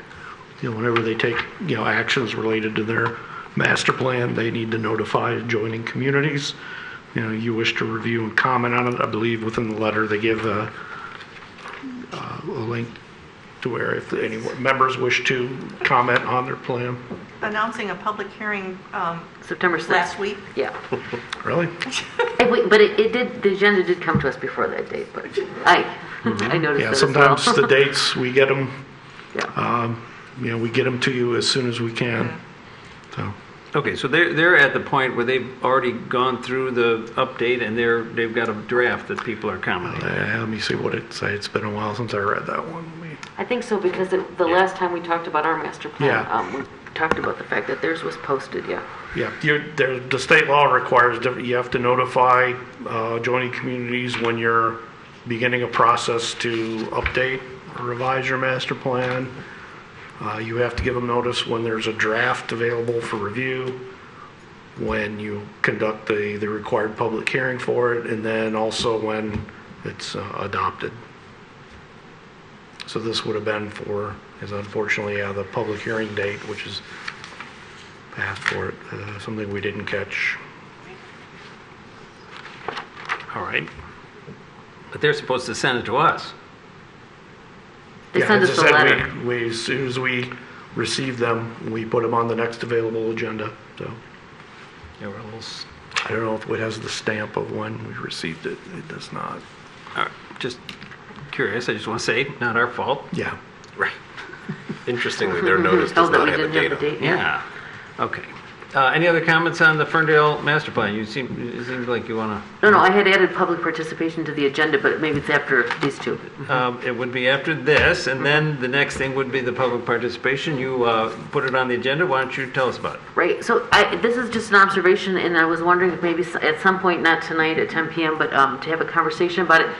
My observation of the public participation process, of course, requirements of law is the public hearing that which we obviously have during the Planning Commission. And on a couple issues when there's a lot of people commenting or where there's a lot of intensity around the subject, I'm just wondering, complying with the legal requirements is one thing, but actually having a facilitative public discussion might sometimes require something more than what the law requires. And I'm just wondering, again, if I understand right, the private people who come for the special land use or public hearings, they make a petition to the city at one point, and the public hearing takes place at this point. Sometimes it goes to 1 a.m., decisions are made, and I'm just wondering if there's something more interactive in the public participation process that might benefit these processes. Even something as such, if it goes past 11 p.m., we don't vote, we wait for next time, just to make it more reflective of the people who come and comment, and also my understanding of the role that we fulfill here, and you, Gary, or Mr. Casati commented on this earlier. I see us as representing the residents and citizens, and that's a facilitative role between the people who live in the homes, the businesses who own the property, etc., and that balancing between public input and private use and such is part of the role, and I just wonder if at some point we should discuss or maybe have a mini workshop on the topic or something like that so we can come to some discussion about our processes. That's all. Okay, well, it's a good topic. I would say this, we haven't heard this all the time. We heard tonight that it didn't happen, but you have to give notice to everybody within 300 feet. Yes. And what has happened in the past when there's been potential controversy is the developers have met with the people and said, but I don't think we force that to happen. I think the developers themselves will do that, or not even the developer. I can tell you, when they put the football field in at Shrine, we met with the neighbors. We invited all the neighbors over to the school, and we had a big discussion about it. So there is that process that does happen quite frequently. I don't know why it didn't happen here. It seemed like it should have. But I don't think we can force people to do that. No, and my suggestion is not so much that, although I think that is good practice, but from a governance perspective, again, the basic public hearing is one aspect, but then should there be other interactive aspects or facilitative discussions that sometimes are necessary when something is particularly contentious, and how those are dealt with? I just think there's some examples of good practices that might go beyond just the basic steps. I don't have specific recommendations. Rather, I'm just suggesting that maybe a discussion on that at some point might be helpful. I think a lot of times we know when that's coming, when we have 32 or 132 letters, and we sort of know it's coming, and we don't always, though. Sometimes we do, though. So there might be some opportunity to address it in a different way. I don't have a suggestion either. I'm just trying to frame the issue there. So, just a question, just teasing this out. Do we have an obligation to people outside that 300-foot limit? If you're zoning something or doing a piece of some land use, sometimes it may affect traffic patterns of people further away. But should people who live 2 miles away have? Well, I think the legal answer is yes, we do, because if you read the standards would not limit it to 300. But 2 miles, if there was something that affected the public health, safety, and welfare, like noxious fumes or whatever, or noise or dust or cannabis smell or something like that, then yeah, I think that the way the statute is written and the concept is that yeah, we would consider that. And I guess related to this is the idea, the perspective of quality of life, community values, and how that gets reflected in these decisions. I think sometimes requires maybe more interactions than fewer. And again, the two examples that I think are particularly complex and I'm both disappointed and kind of surprised by the way it went is, again, the main theater. And again, I understand at that juncture with the private property ownership, et cetera, from a legal perspective, but from a community placemaking, whether that should have been a historic designation or how those things get integrated into what is on our books so that we are reflecting the books.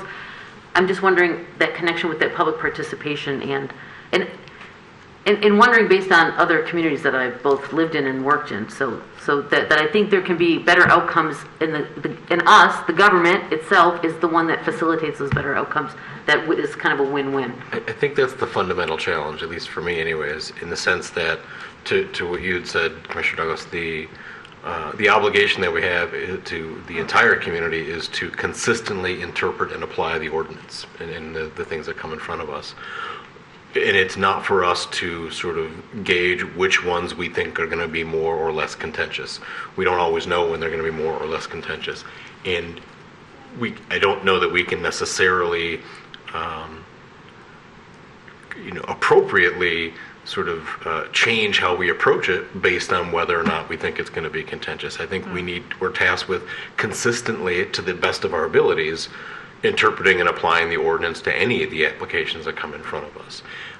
For us to sort of make a statement that a particular project is going to be particularly contentious and we need to do something special for that to allow more opportunity for public input, I think becomes very challenging because that becomes very subjective. Something that may be innocuous and simple may be, very offensive to a particular neighbor. And to make special accommodation to make sure that they have public input. I just don't know it's appropriate for us. So I agree with you. I think we want to make sure that we're providing as much opportunity for public input as possible. At the same time, I don't think it's appropriate for us to make decisions on which ones we think are going to be more contentious or not, and make special accommodation for that. Oh, no, I'm suggesting if there's a public hearing that draws hundreds and hundreds of people, that we may need to take a pause to be able to facilitate after we see the response. And I'll give you a specific example. I lived in Silver Spring, Maryland, for many years in the 90s, and there were developers who wanted to put a Mall of America style mall in the downtown of Silver Spring, Maryland, and there was an outcry from the public, and the government, that's county government out there, decided not to do that development based on citizen input. And what I'm saying is in the range of balancing private and public interests, the good of the community, all of those things, that there may be times where a few more steps are needed or a pause is needed. Again, I'm just this is a topic I think it might be worth having a discussion, like perhaps not in this formal setting, but to talk about it. Maybe it's incumbent upon us to just make the statement for us all to have more confidence when something like that happens and there's a clear groundswell of opinion from the public. There's nothing forcing us to take action on a particular evening necessarily, right? I think maybe that's the statement that we all need to become comfortable with, is if we think that there's, cause to maybe take a pause, to table an item, or to offer to the applicant to come back with revisions based on discussions that have happened. Maybe that's something that we need to be more comfortable with, to not be afraid to say, hey, it seems like we should all take a step back and maybe come at this again another time, and not force ourselves into action in a particular evening, which I think, I'll speak for myself, I sometimes feel like that the applicant has spent time and resources to bring an application forward, and whether it's controversial or not, there are definitely times where I feel like, okay, they are expecting us to take some sort of action, positive or negative, at this meeting. And that maybe isn't necessarily always true. I think we can, again, have the confidence to say, hey, at least float it amongst the commissioners to say, are we all comfortable with moving forward on this? Do we give the applicant the option of whether they want to move forward, or do we take a step back and ask them to come back? Maybe that's what we need to sort of be more comfortable with. My sense is their attorney wants to say something. Yes. I understand the concern, and I have seen other cities who have attempted to try to include additional steps, including even having a preliminary board before Planning Commission, which violated that particular state's law to do that. And I totally understand the concern that you have, but one of the cautions from a legal perspective that I will offer is, you have a process that is set up, and that process is applied uniformly.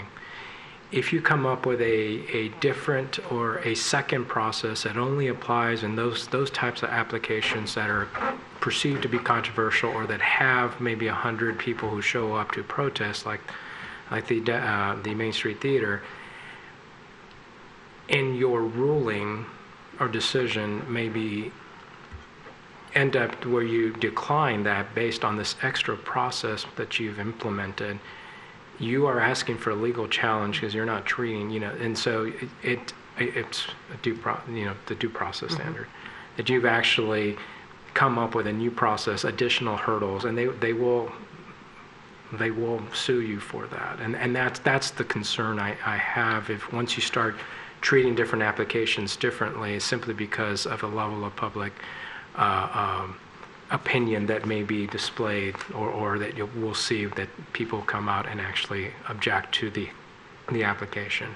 That's the only thing as you go forward and discuss this. And the other thing is, if you do come up with something that seems to be reasonable and that you're comfortable with, it might require a zoning ordinance amendment as well, the input of the commission, because I guarantee you that if this board goes in that direction, the commission will then be lobbied to follow suit, and the ZBA. Yeah, and I appreciate the comments, and again, this is the kind of just basic discussion I was interested in having. And Mr. Gatina, I think what you're suggesting, again, I think that's important for us to be able to think that we may be able to pause, and again, when it's 10 or 11 or 1 in the morning, that there might be just that little bit of buffer of time for reflection. And then the other thing is I would not suggest to change this process that is the due process that's in the legal statute, but perhaps this is a reflection of other kinds of proactive input. Again, values, placemaking, maybe in the new master plan it's going to come through that may be complementary to this process.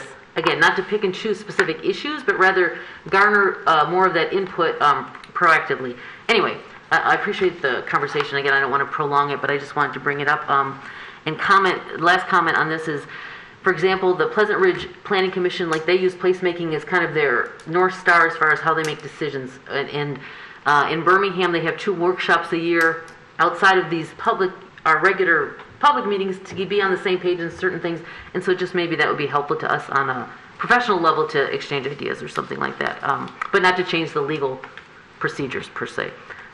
Thank you. Commissioner Douglas. And the City Commission does have staff, Mr. Leal, working on what we are calling our community benefits, not an ordinance, but community benefits values. That is letting people know, letting developers know what we want as a city and what things we would like to see happen, that where we have discretion over a decision, that is, if we're selling a piece of city property, if it's a planned unit development where the city has discretion, these are the things that will make us look favorably upon your proposal. And they may be sustainable elements, they may be accommodations for people, for housing, for different types of people. So I think that will help our staff as well. That is, when somebody comes in, to pick up a packet, stapled to the top of the packet are things the city values. And we may not require those, but we certainly will look favorably upon people who consider our values in their proposals. So it's not a list, it's values? Yes, it's values. Just want to make sure I'm clear. Guidelines. Yeah, I think that's a great step in the right direction. And again, especially when it comes to city property or even projects that we want to have done, like senior housing. Again, in other communities I've lived in, there's been proactive RFP. We can solicit input on something that we actually specifically would like developers to do. But again, that's another long discussion, so I don't want to get into it. But okay, appreciate it. All right. I move to adjourn. Second. Okay. All in favor? Aye. Opposed? None. So we're adjourned. Thank you very much. I didn't cut anyone Thank off, you. did I? I Thank hope you. not. Good job.